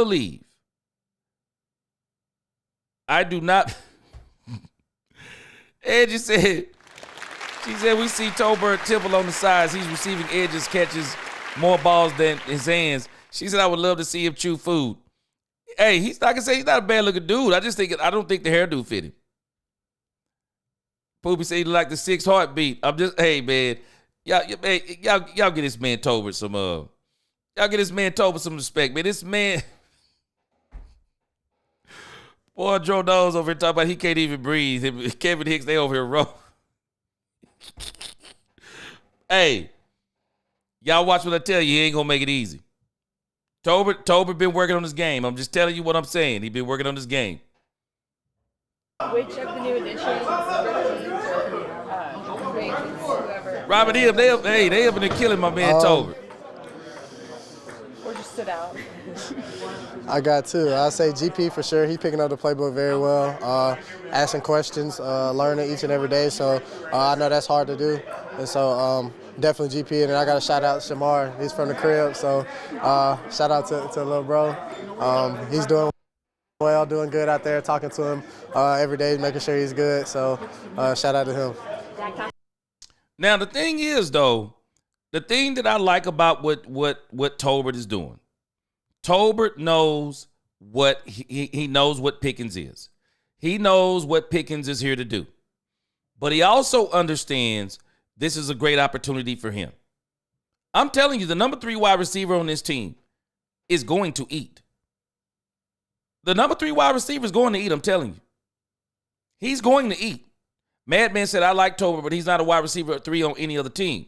And, hey, Madman, and with CeeDee Lamb and George Pickens, he can be the number 3 on this team. He can literally be the number 3 on this team. But again, if Mingo don't beat him out, well, it tells us all we need to know about Mingo. But I don't think Tolbert going to make it easy on him. I don't. Lisa says all Tolbert has to do is prove himself. And I'm telling you, the way they got him, the way they're lining him up, he's already proven so far that he is over Mingo. Lawrence Lee, he said, Lawman, hello, he said, everyone, G, you funny but serious. This is not the same Cowboys. I've been saying it. He said, every man they brought in is straight Lions. The ladies are on point. Ain't just so funny. Lawrence Lee, I'm telling you, I've been saying this from the beginning. This is not the same old Cowboys. And a lot of people who were saying this is the same old Cowboys, they're now flip-flopping and saying, yeah, it's not the same old Cowboys. You think? Let me see here. Greg Carpenter says, Do you see Marty Ball 2.0, or do we play like Lions did last year on offense? Also, do we use blue like LT or Falk? Dak for MVP with 40-plus TDs, 4,000 yards. Yeah, man, let me tell you something. When I went back and looked at some things I'm going to show y'all tomorrow, I would not be surprised if Dak Prescott was to throw for 5,000 yards. I would not be surprised. I think Jaden Blue is going to be more of I think he's going to be a versatile back. I do not think he'll be reserved. I think he's going to be what they wanted Tony Pollard to be.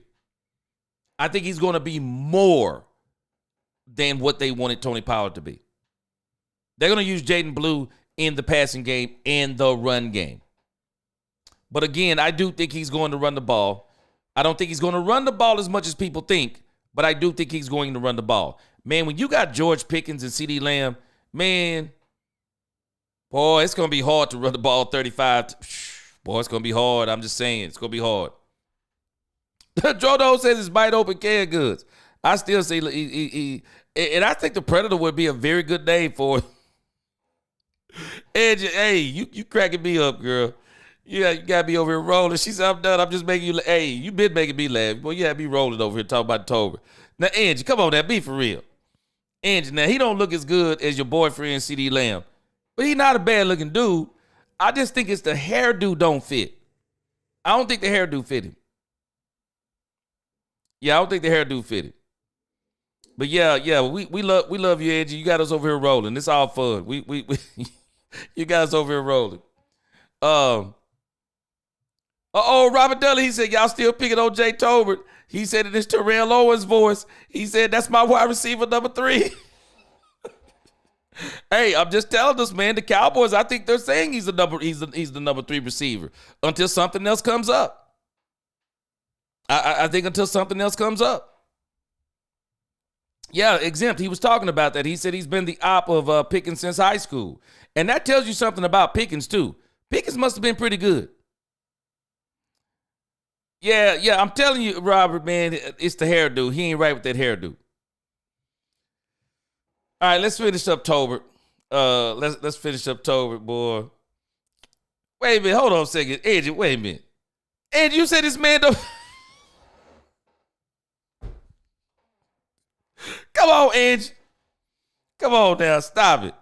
You said he'll... Angie said he don't look that good. I think he looked like the Predator. And you know what? I would embrace it if I was him. I'd embrace it. I mean, that'd be a great name for a great nickname for a wide receiver. Talk about having unselfish players, and that you're talking about Pickens and season specifically, but how important is that for the entire team when you have Shotty here? It's very important because we all know that we have the same goal in mind. We're obviously, like I say, competing off of each other. I'm gonna come back to the super chats in just a moment. Y'all hang tight. I want to finish up Tolbert.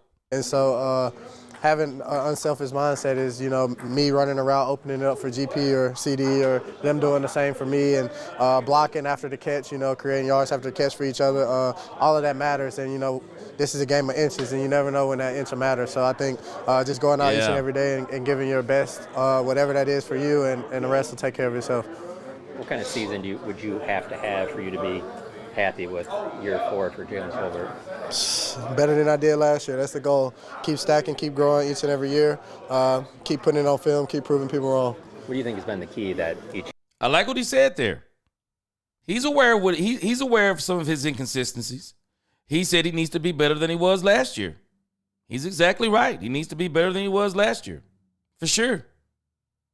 He needs to be better than he was last year, because if he's not better than he was last year,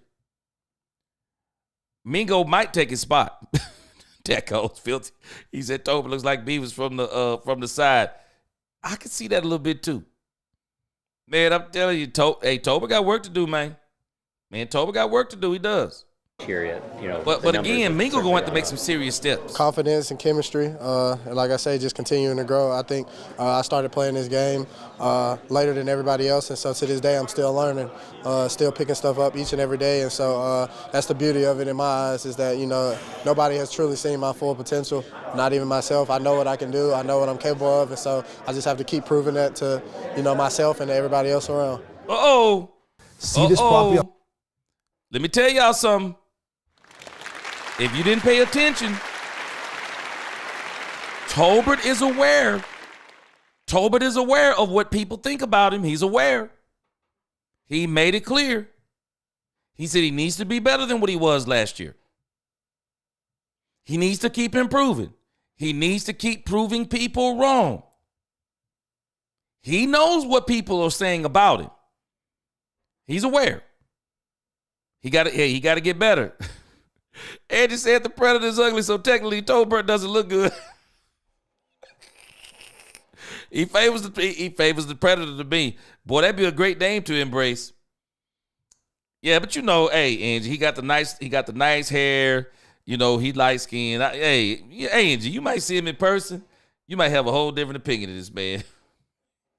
You might have a whole different opinion of this man. You see him in person. I can tell you this, he got work to do on that field. He got work to do.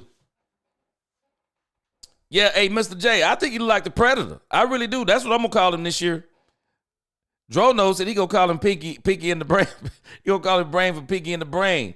I'm going to call him Predator. I think that's a great name for a wide receiver.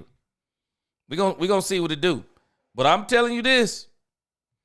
I'm telling you this. That dude, man,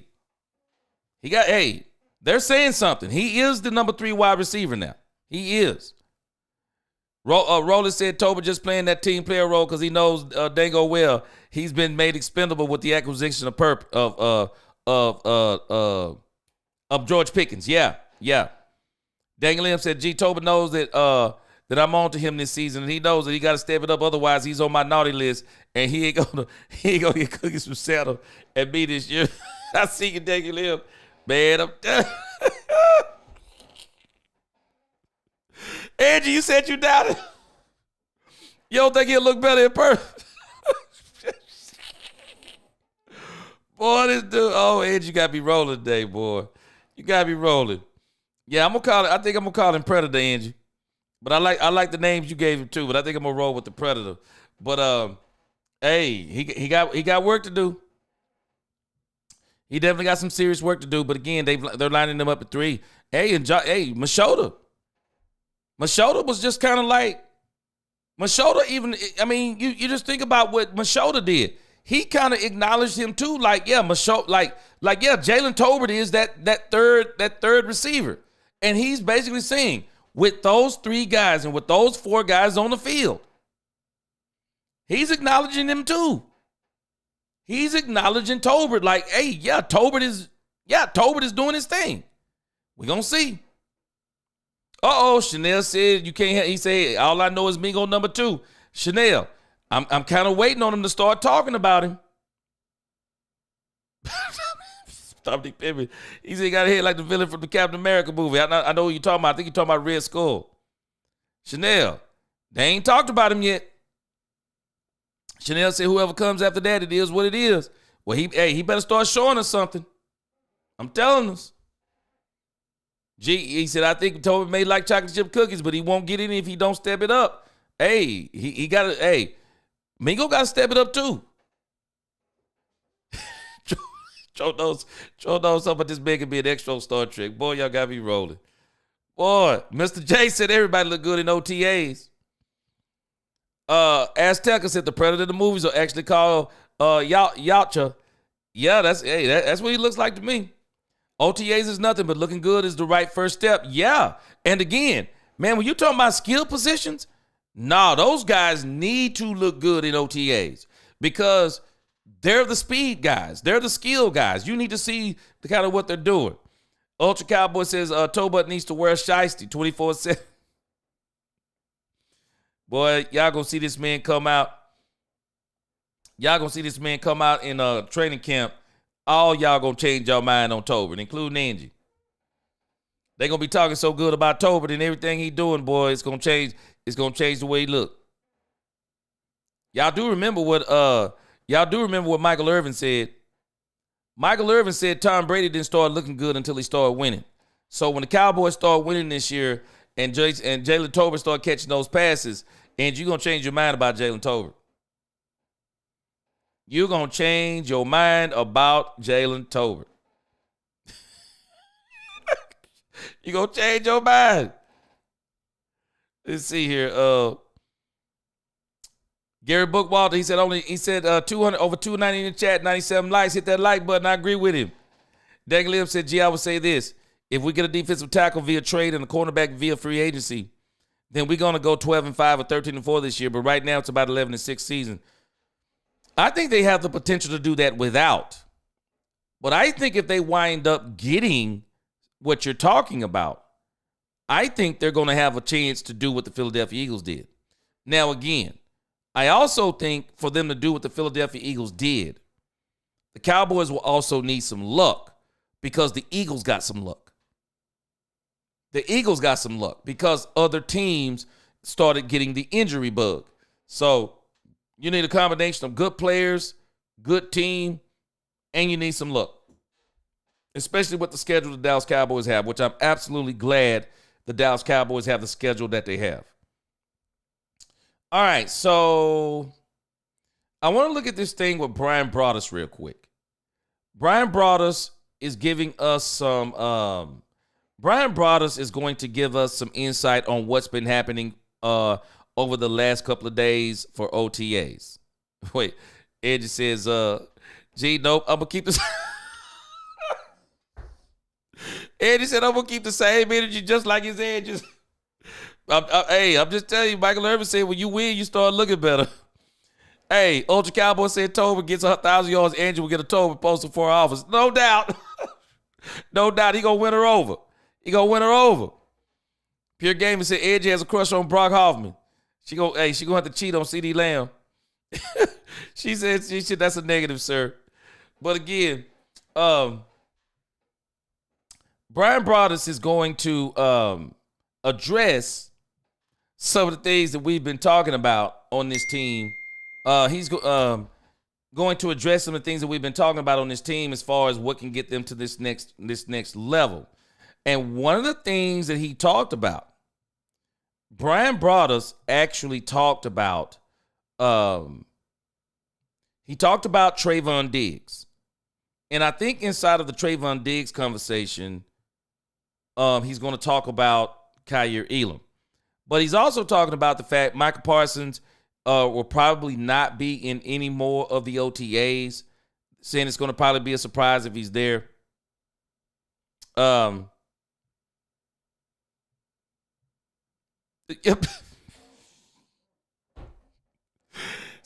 said, Mr. G Greenies, he said, you can pray for anything. He said, anybody. He said, might as well pray for Tolbert, otherwise, forget about it.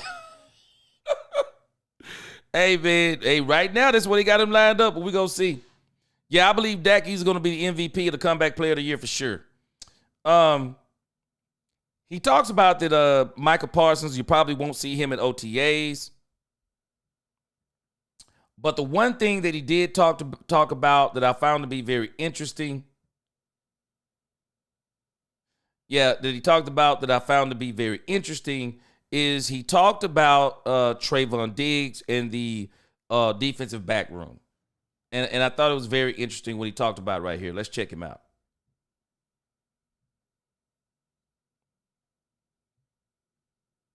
Potentially great. You're listening to the Love of the Star podcast. Love of the Star is an Odyssey podcast. You can find it on the Odyssey app or wherever you get your podcasts. Broaddus, I want to stay right there with the corners because I find it pretty funny, the disconnect here from what I believe to be the thoughts of the training staff and the Joneses compared to the way Trayvon Diggs views his rehab process for his previous injury in the ACL. That's been pretty well documented that they didn't love the way that he went and attacked the ACL rehab last year. But I'm seeing on Twitter a tweet from last night coming from Trayvon Diggs saying that he says, my ACL rehab journey was very successful. He says, I ended up coming back to play 2 months sooner than I was supposed to. And he says, you can follow my journey as I give you direct insight on how I did just that. Thankful for everyone who played a role with getting back out there. Episode 1 out now on YouTube. So he has chronicled his journey coming back from the ACL. He is very proud of the way he attacked it. And I remember Jerry Jones very recently at the microphone saying like, hey, Trayvon, hopefully he's going to actually attack this offseason's rehab with the injury, unlike the way he did it last year. This is just hilarious. And he's posting videos now of his rehab. Yeah. I think he's just trying to like prove to Cowboys fans like, hey, I actually am trying to get this thing back. But the disconnect between the way he views the way he attacked his rehab compared to the way everybody else in the organization feels is pretty hilarious. Yeah, and and hey, tip of the cap to the kid for this. He understands. I feel you on that, Miss Matrix. Yeah, he better play like the Predator.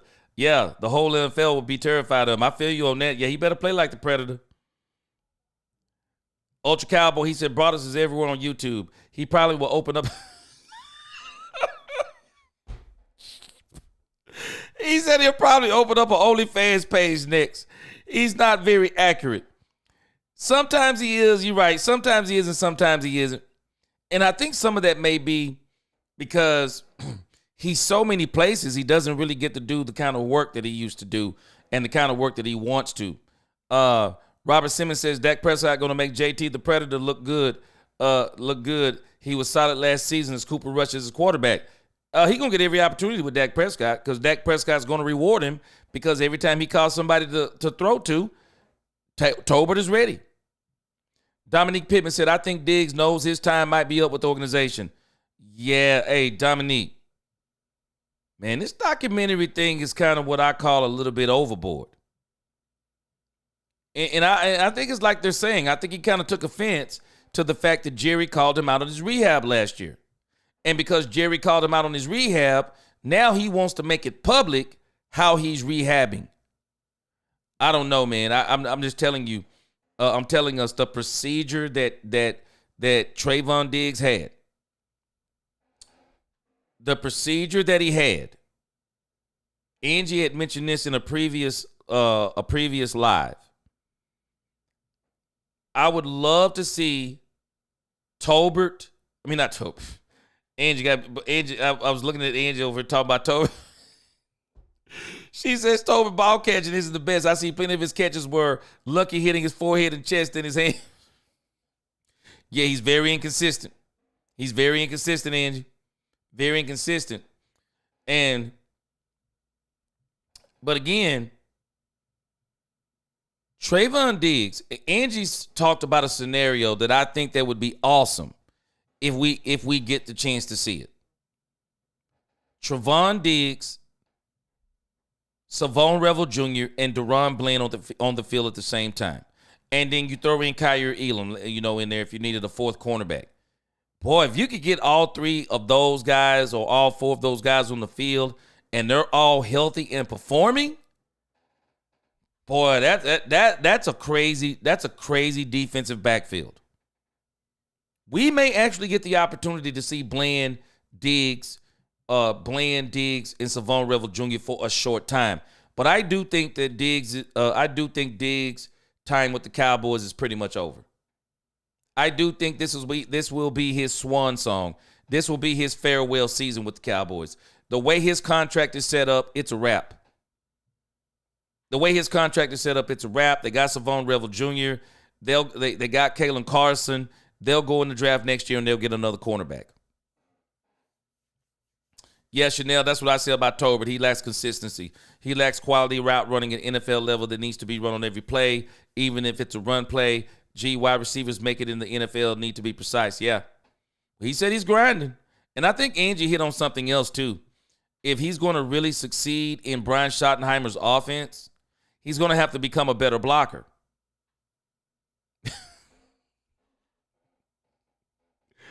Boy, Rick, you is tripping. Rick said best hair brought us a Tolbert. Superstar Status said Tolbert can be the new Cedric Wilson if he truly plays his part when called upon.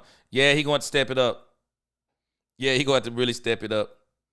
Yeah, Noah Brown had the same surgery as Diggs in 2019. I believe the organization is tired of his antics. I think this is Diggs' last season. Madman says Revel is on schedule to be 100% for week 1. Yes. Yes, his injury is not like Trayvon Diggs.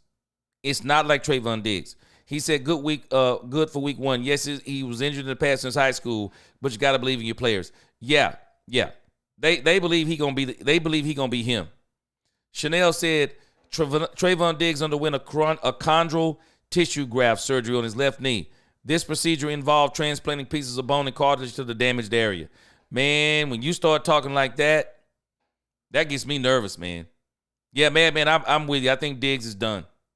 He'll be done with the Cowboys this year. I think they're going to let him back on the field to see what he is. Because if anything, the Cowboys may see if they can trade him. But I think this will be his last year with the Cowboys. Azteca said, Cowboy fans never forget. We still remember when he had the chance to make that game-changing defensive play against George Kittle in the divisional round of 2022. Yeah, I think he's done.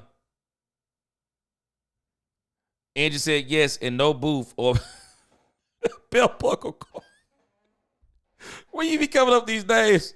She said belt buckle costs. Yeah, I see. Diggs, 5 years, $97 million. And the way they did that deal, they can easily get from up under it now. They're going to save money getting from under that deal. Superstar said they can see Diggs going to Washington on purpose if things don't work out for him here going forward. Well, he might as well get his bags packed because he's going to be in Washington because he will not be here. Yeah, his contract is over. It's set up to be done at the end of this season. Yeah. Laurie says Tolbert inconsistency can be fixed and worked on. Go Tolbert. Lisa said that's a man. I feel you, Lisa. Fred Irvin said we need a true nose guard or middle guy. Again, man, Fred Irvin is saying, and I'm gonna say the quiet part out loud that people don't want to say. I think people are afraid that Mozzie Smith is not going to take a step. I think that's where everyone is, even though everyone won't say it like that. They don't think that he's that championship level one tech the Cowboys need. And again, even if he makes a step, how big is a step? But I think Diggs is done. I do.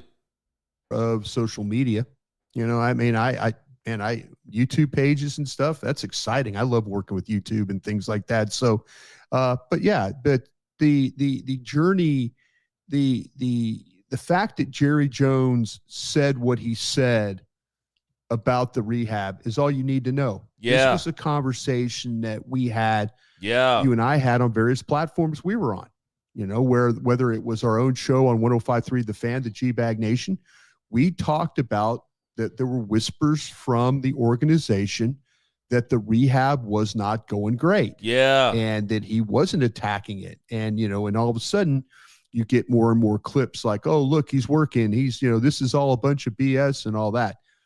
Folks, this is not me making it up. Your owner, general manager, president, whatever you want to call him, he called him out for it. This is legitimate stuff. Yeah. And does Britt Brown want to be working with every single injured player that he can to try and get him ready? Yes, absolutely he does. I worked with Britt for 14 years. He's very, very good at his job. I know these people talk about, oh, the Cowboys training staff was this and that, and that athletic survey that's one of the lowest. They don't have enough trainers over there. That's the problem. They've got really, really good trainers, but they need to get more of them, and they're looking into that. But, Britt Brown is one of the best in the National Football League when it comes to. Hey, guys, did you know some drivers? Yeah, somebody mentioned the Cowboys had a training problem. And now Brian Brothers is saying they need to get more over there. Players back on the field. Look what he's done with Dak Prescott. Look at who he did with Overstrom. There's countless numbers of players that have gotten back on the field and ready to play because of the work those trainers do over there. And the fact that, I don't see Diggs being able to film the workouts and be able to chronicle his journey working with Britt Brown. That's just, that's not what they're going to do. And so him working with somebody, I watched the video. I think it was. Oh, okay. I feel what I feel what Brothers is saying now, that they would rather him, it seems, to be working with Britt Brown, but because with Britt Brown, he can't do his quote unquote documentary, he's got his own guy, I'm assuming. So, because I mentioned this earlier, because he got called out about the way that he performed, the way he rehabbed last year, This is why he's doing the documentary now, because he got called out, so he wants to show the world that he rehabbed and he rehabbed well. I think it's dangerous. I think it could backfire on him. I wouldn't do stuff like that. But Roland Rothschild, you're exactly right. Diggs is done. Like the Death March song. Yeah, he done. I think he's done. I think he is for sure done. I do think we may get Angie, the Rebel Chick's wish. We may get the opportunity to see him on the field this year. I just don't know how long. How long will we get to see DaRon Bland, Savon Revel Jr., and Trayvon Diggs? And watch this part. Trayvon Diggs mess around and really be tripping. And if Kyer Elam balls out, Savon Revel Jr. balls out, we already know DaRon Bland gonna ball out, and then you mess around and let Wanye Thomas ball out. Shoot, Trayvon Diggs might not see the field for the Cowboys again. And if he does, it'd be very short-lived, because then they might try to trade him. Yeah, Rick said, Diggs done a big hole. He has. Yeah, Katharina Kiss, I believe it too.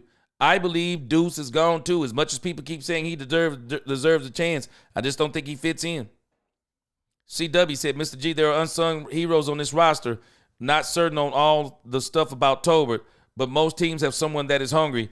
I still believe Holden, maybe a tight end, going to be a number 3 receiver. Boy, hey, CW, that dude Holden, boy, he got a hill to climb. Yeah, Robert Dudley, it's his swan song. If he gets on the field, it won't be long.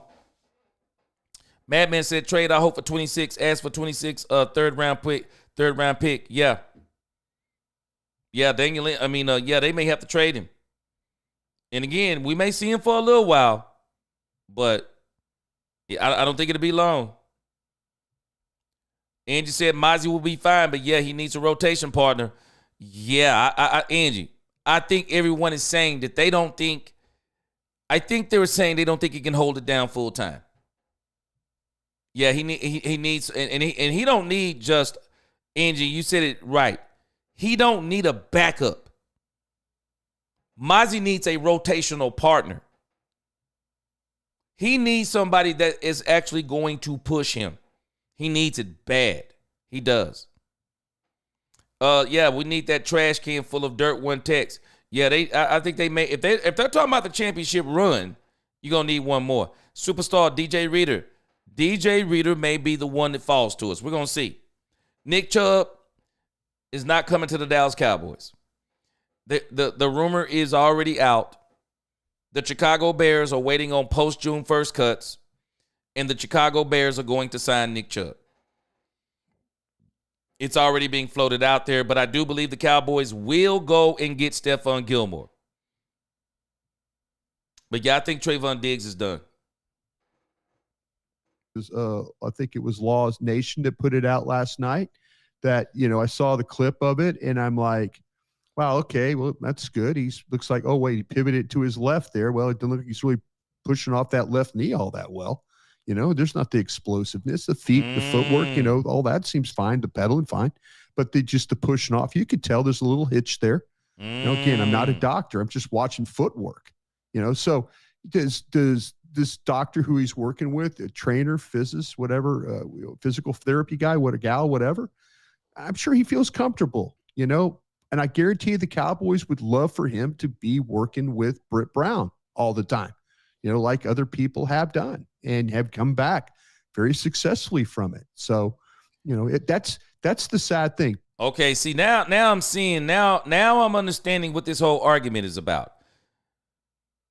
The Joneses do not like they don't like the rehab route that he chose. That's really where this is.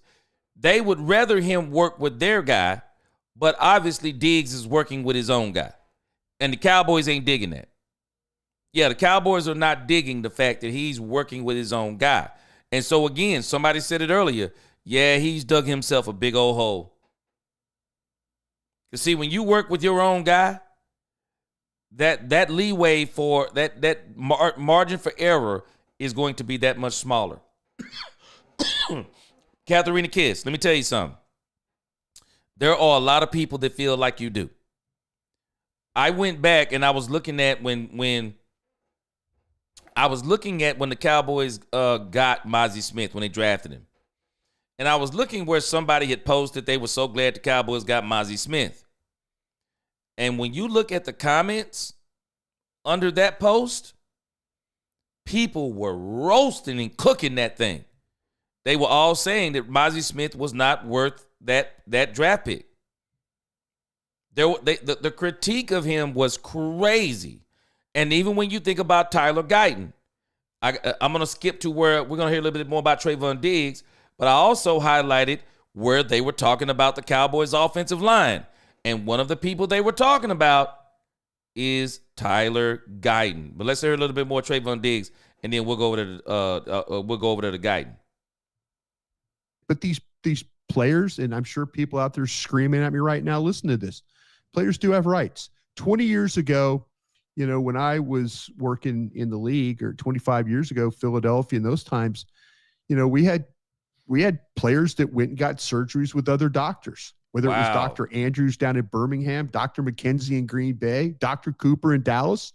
Those guys were going to other places to get. There was a famous surgeon down in Miami that was doing knee surgeries.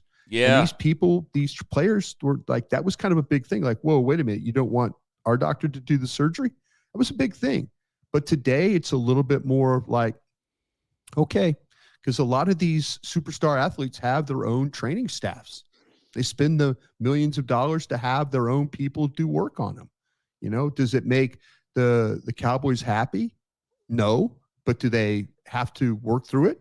Yes. So here we are. So what's the plan for him in terms of, like, is he going to end up on the PUP list? Is he going physically? I think he's going to start on PUP. Yeah, I think he's going to start on the PUP list, and they're going to see how it goes from there. Is really what and the more I talk to people, they don't really have a timetable, and you can't really have a timetable if you're not working with the guy. So that's they're able to say, hey, I feel like that Ravel will be back this day or this time. With Diggs, they can't really give you a timetable because they, haven't done the work together. And maybe we're going to get the work together here pretty soon. But like I said, it's tough. The players have rights. The team wants to work their guy out, and they're paying this player to be on the field. In the last couple of years, Diggs was not on the field in 2023. In week 11 last year, he stopped being on the field for him last year. So that's, those are the things we need to kind of focus on. I see. Yeah.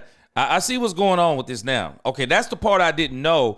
I saw them call him out about his rehab, but now I see the deeper part of the story. He didn't use their guy last year, and he's not using their guy this year. And then we saw what happened last year. He got knocked out again around week 11. And he was already very reluctant to tackle. Oh, I see what's going on now. Yeah. I think Trayvon Diggs is cooked. Yeah, Louise, what's going on? He said trainer stuff was in the report card. Yeah, people talking about this thing with the Cowboys trainer. Now, they changed their head trainer. But Brian Broaddus kind of dropped a little nugget in there. He said, but they need more trainers. Yeah. Hey, Rick, Angie's hitting on the same thing about how long has Tolbert been here. See, he's been here 4 years, but this is kind of one of those Cowboys things. See, when the Cowboys draft you, they'll let you stay that entire year.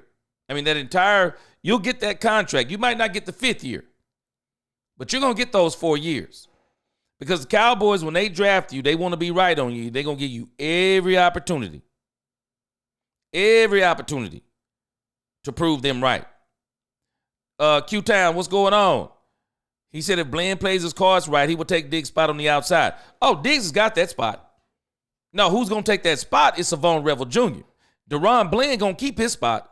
Savon Revel Jr. is either going to take that spot or Kyer Elam is going to take that spot. Man, I'm hoping so hard. I want Kyer Elam to work out on this team. I really want Kyer Elam to work out. Kyer Elam works out, man. He is an absolute steal. I want Kyer Elam to work out, man. He's an absolute steal. I mean, you got a former first-round cornerback. I would love to have this guy to work out. William said, keep the kicker, cut everyone else. No, we can't do it. Degliv said, gee, did you hear that they're going to play Bland at the nickel? Yeah, it looks like that they're playing him in the slot, but he's not liking it. And I understand why he's not liking it. I don't blame Deron Bland. I'm just telling you why I don't blame him. We saw what he did at the outside position in 2023. This man will give up somewhere between $5 and $10 million if he moves to the slot. He wants that outside money. And, you know, maybe his agent can talk about this and say, hey, we'll play him inside, but we're not taking inside money. Yeah, this is where he's concerned. And that's why he probably also wants Kyer Elam and Savon Revel Jr. to really step it up. Angie the Rebel Chick said, I hope Guyton got him a McDonald's unlimited gift card. She said he needs to gain weight immediately. It looks like they're saying that he's got some size on it, but we'll see.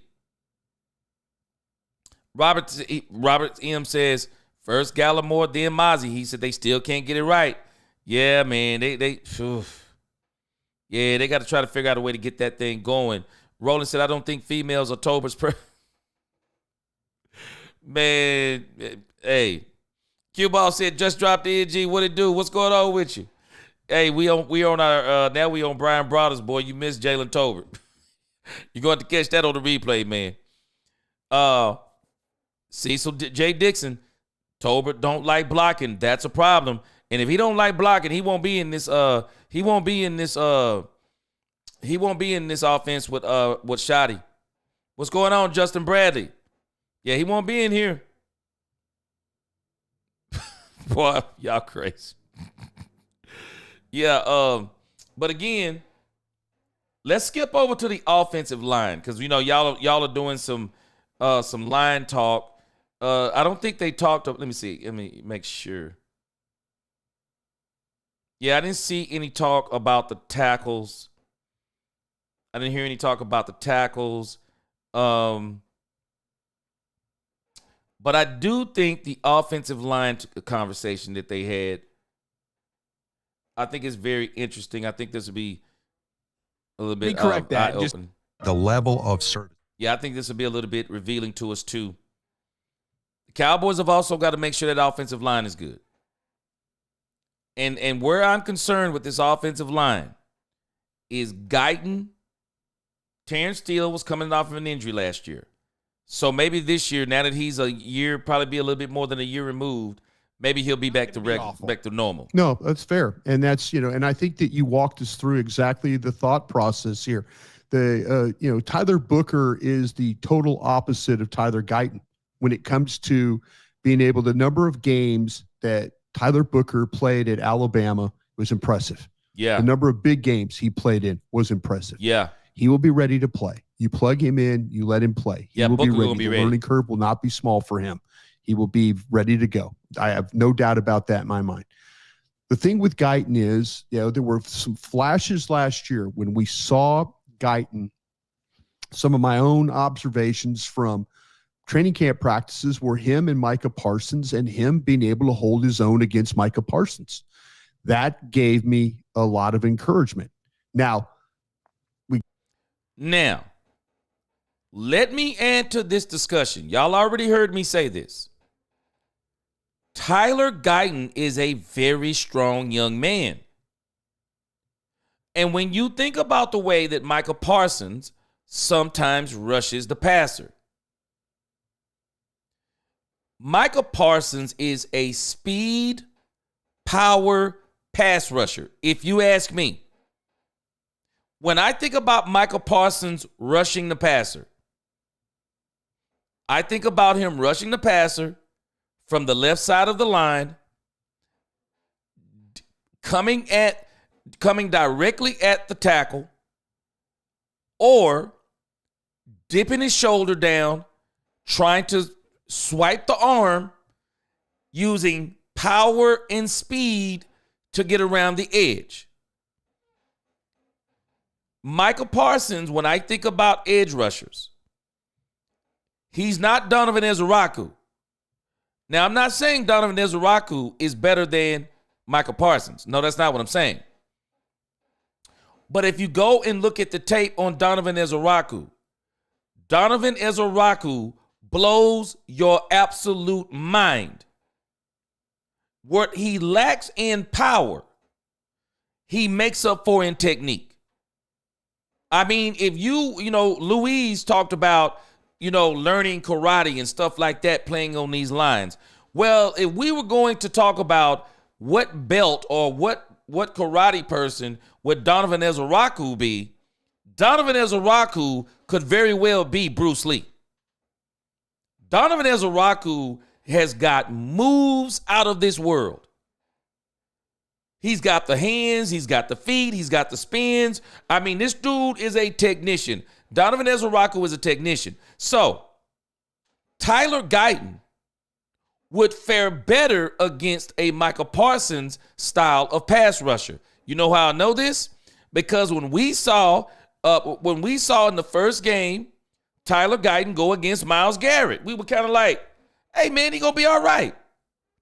Myles Garrett came straight at him. Myles Garrett didn't really put any move. I think he might have took him for a little bit for granted, thinking because he's Myles Garrett. Man, Myles Garrett was built in a factory somewhere. Myles Garrett probably felt like he could kind of just, knock him over, overpower him, get him out of the way. Tyler Guyton kind of held his own against him. Well, he can against those type of defensive ends. Where he struggles is Donovan Ezeraku type of edge rushers. Edge rushers who just don't say power against power, mano a mano. No, Donovan Ezeraku, I'm going to get you with the hands. I'm going to hit you with a step. I'm going to hit you with a spin. I'm going to dip up under you. Because I'm going to give you that whole combination.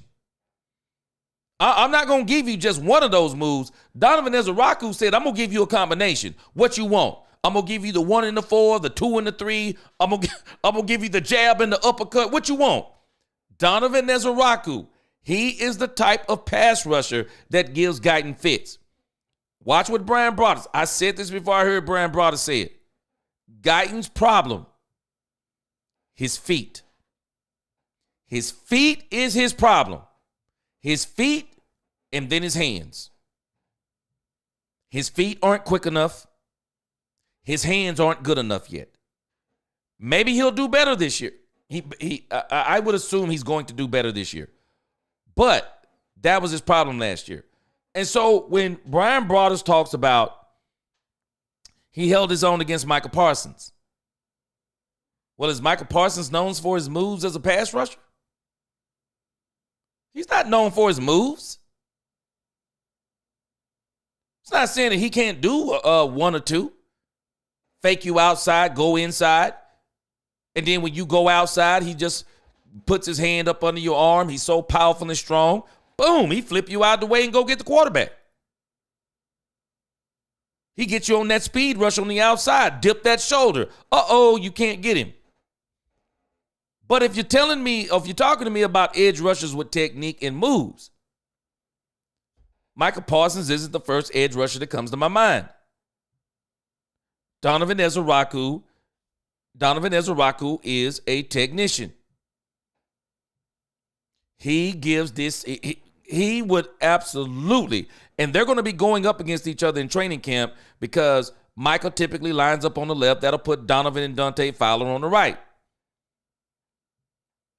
Now, I haven't looked at Dante Fowler on tape. I don't know what kind of moves that Dante Fowler necessarily has, but I do know what Donovan Ezeraku is. He's a technician. Guyton may actually fare better against Dante Fowler. I've never heard anyone necessarily say Fowler is a technician per se, but he'll suffer against Donovan Ezeraku because he don't have the feet, man. And so Brian Broaddus said he was deceived basically because he thought that Tyler Guyton was going to be fine because of the way he held up against Michael Parsons. Nah, you got to understand what kind of pass rusher he is. That's why he held up good against Myles Garrett. But then when he started going against everybody else, they were taking him to school. They were taking him to school with technique. We go through the training camp practices, all of a sudden the Rams show up, and now he's going against first. from the Rams. Yeah. And Verse, I'm thinking, holy geez. This kid, I saw him on tape at Florida State. My gosh, he's a problem. But he not only was a problem for Guyton, he was a problem for the whole NFL. Yeah, he turned out to do really well. So, you were thinking, man, this rookie beating up on another rookie, that's not a good thing. But then you watch Verse play, and you're like, okay, he did that to veteran tackles as well. Mm-hmm. They need Guyton, though, to step up. Yeah. They need him to actually – Eric, he's a lean-built guy. You're right. Long limb. This is what Angie is talking about. Angie said in the chat, Tyler Guyton needs to put on some weight. Tyler Guyton needs to, she said it. She said, I hope Guyton got him a McDonald's unlimited gift card. She said he needs to gain weight immediately. Yeah. Brian Broaddus is talking about it, Angie. He's talking about he's a slim, athletic left tackle. He's not Tyron Smith. Tyron Smith was a freak of nature. Big, athletic left tackle. And watch this. He's going to talk about the feet too. Check him out. There's not a lot of body fat on him. I think it's going to be difficult for him to be strong. I think he's always going to be an athletic tackle. And I think he's a strong kid. But that's not what's beating him. What's beating him is technique. I don't think he's ever going to be a strong tackle. But he's got to play with technique. He's got to get his feet. See? That's what's beating him is technique. I don't think it's necessarily his size. He'll get some size as he goes on. What's beating him is his technique. And people who have great technique, they beat him up. Justin Bradley in the crib, what's up? Hey, they beat him up. Guys with good technique, they beat him up because his feet, his hands, he just and being athletic, as they're saying he's athletic, but if you look at him, but he's getting beat because he don't have technique and he's getting beat by technique. You're right. Long-limbed. There's not a lot of body fat on him. I think it's going to be difficult for him to be strong. Yeah. I think he's always going to be an athletic tackle. Yeah. I don't think he's ever going to be a strong tackle, but he's got I think he is strong, but go ahead. to play with technique. He's got to get his feet. He's got to get his hands right. He can't be leaning on people. See, this is what I said about him last year. This is where he was getting beat. Bad technique. Bad technique. And guys with technique, they beat him because he has bad technique. He don't have the hands. He don't have the karate chops like Louise said. He needs to take him some karate lessons. He don't have the hands. And the problem is they were beating him with simple moves last year. They would dip out and then they go in. And because his feet were not quick enough. Now they're saying he's slim and athletic. Well, why is his feet not quick enough? Bad technique. They would dip him out, dip him in. And because his feet were not quick enough, then he would hold them. They dip him in and then they go out. Because his feet aren't good enough, his hands aren't good enough, he would grab them and hold them. He was a liability last year. A serious liability. He's where I'm concerned. I'm very concerned. I'm very concerned about Tyler Guyton. I'm not concerned about Tyler Booker, Cooper Beebe, Tyler Smith. I am not worried in the least. Terrence Steele coming off that injury. Terrence Steele may play better this year. So the question mark is going to be Terrence Steele and Tyler Guyton. But I think the bigger question mark is one Tyler Guyton.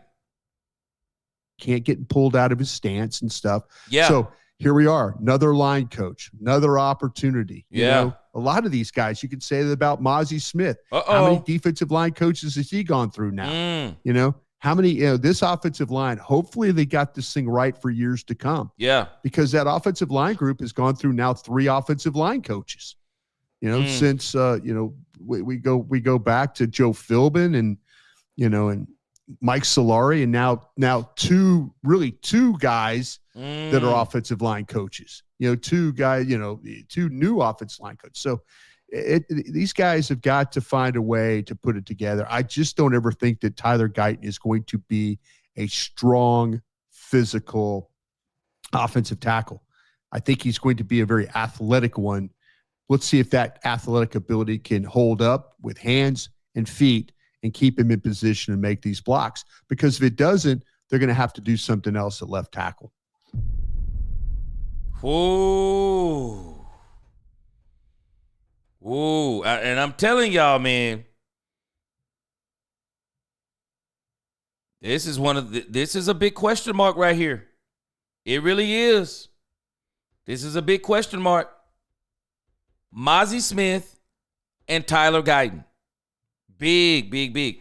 And I know a lot of people are saying it takes about 3 years for defensive tackles. But I also hear what people are saying too. You don't want to take the chance on Mazi Smith not taking that step. Now, I do believe Brian Broaddus is going to make a suggestion, I think. Let's listen to his suggestion on this. Will McClay has been making some rounds with the media talking about a multitude of things, but especially George Pickens. Okay, in actuality, he might have talked about it in another spot. One of the things that he suggested is the same thing that I've already talked about.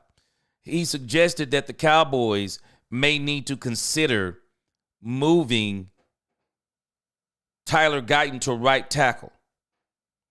And now this was the one that I didn't think of this one, but he was saying rather than moving Austin Richards to left tackle, you would move Tyler Smith to left tackle, and then you would use one of the other guys that you have as the left guard, because he's saying that the team is basically stacked with guys that can play guard.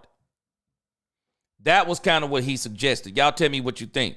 But the Cowboys have got to get that line figured out. They really do. Yeah, pure gaming. That's the same thing I'm saying. Yeah, it can't be a backup. He has to be better than Mazi. He has to be better than him in a sense. Better or at least equal. But he's got to be somebody that really pushes Mazi Smith. He's got to really push him. Because you don't want to take, and I'm telling you, nobody wants to say it, but you don't want to take that chance. You don't want to take that chance. CW says, in all sports, shout out to my alma mater, Liberty, who knocked off the Aggies in softball tournament on Sunday, is a testament that the hungry opponents knock off the favorites. Yes, sir, I agree with you. Emmitt Smith always says, hard is the difference. C. Nick says, if Steele can turn it around, I know Guyton can. Well, let's see if he does. Yeah, let's see if he does for sure. The ghost of Mike McCarthy says, it goes way earlier than the rehab. You're a pro athlete. This is your livelihood. You get an injury like Diggs, you don't delay the operation like he did. You get on that table ASAP. Yes, sir. I agree with you. And I think this is one of the reasons why the Cowboys are going to shake him. I think the Cowboys are going to shake him loose simply because they don't like the way he's done things so far. And now it's cost him, and it's cost him them time. It's cost him money in his time on the field.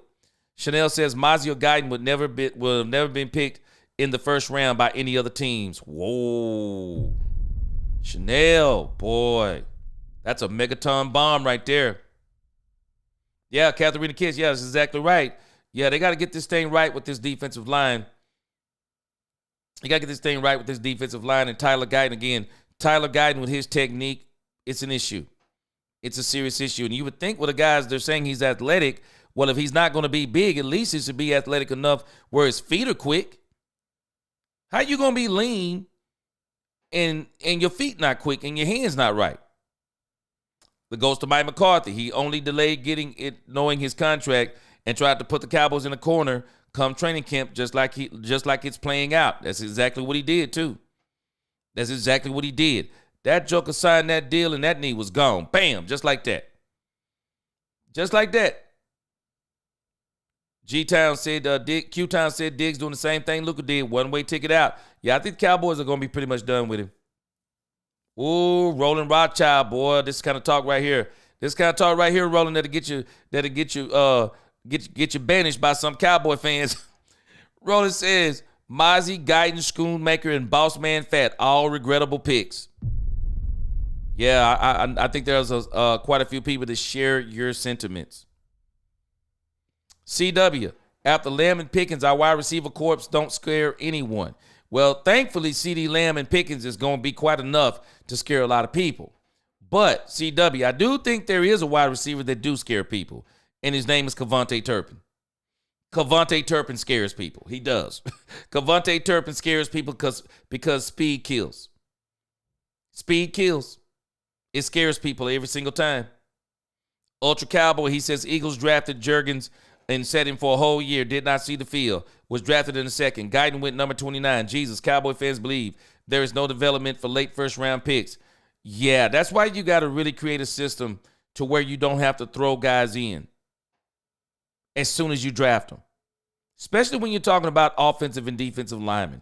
You would hope that you could give them some time to develop. Now, if they're just those guys who are really just that, you can let them start. But some of these other guys, man, you might need to just kind of see if you can develop a farming system and let those guys develop. That's exactly what you're saying. But again, all right, guys. I got some more coming. We got a couple things I got to take care of tonight. Man, appreciate all 278 or more of y'all who rock with me today. Y'all make this channel what it is. I appreciate you. Y'all make sure y'all hit that like button, hit that, and make sure you subscribe, hit that notification bell. Got more videos coming out here over the next 2 to 3 days. I'm going to be flooding quite a few videos out there, man. There are quite a few things to talk about after I've been kind of dissecting some of these interviews. And there'll probably be a few more things coming down the pipe. I'm going to try to keep you as informed as I can as we get ready for an absolutely incredible season. Yeah, Ultra Cowboy, I do think that somebody posted some pictures and said he was bigger. I'll try to post some pictures. I'll see if we can get some pictures and see what we got. Angie said Cowboys sure love developing players. Man, it seems like they throw them right into the fire sometimes. Robert Dudley said Tolbert needs to go on the show Love Connection. Boy, him and Dak got a love connection. Quack, quack. He said, hello, Cowboy fans, true Cowboy fans. Quack all in. Yes, yes. C. Nix, he said the car company is Austin. All right, let me get to the end here. My girl Niecy in the crib. I thought I saw Niecy. What's going on, Niecy? What's going on? Good to see you today.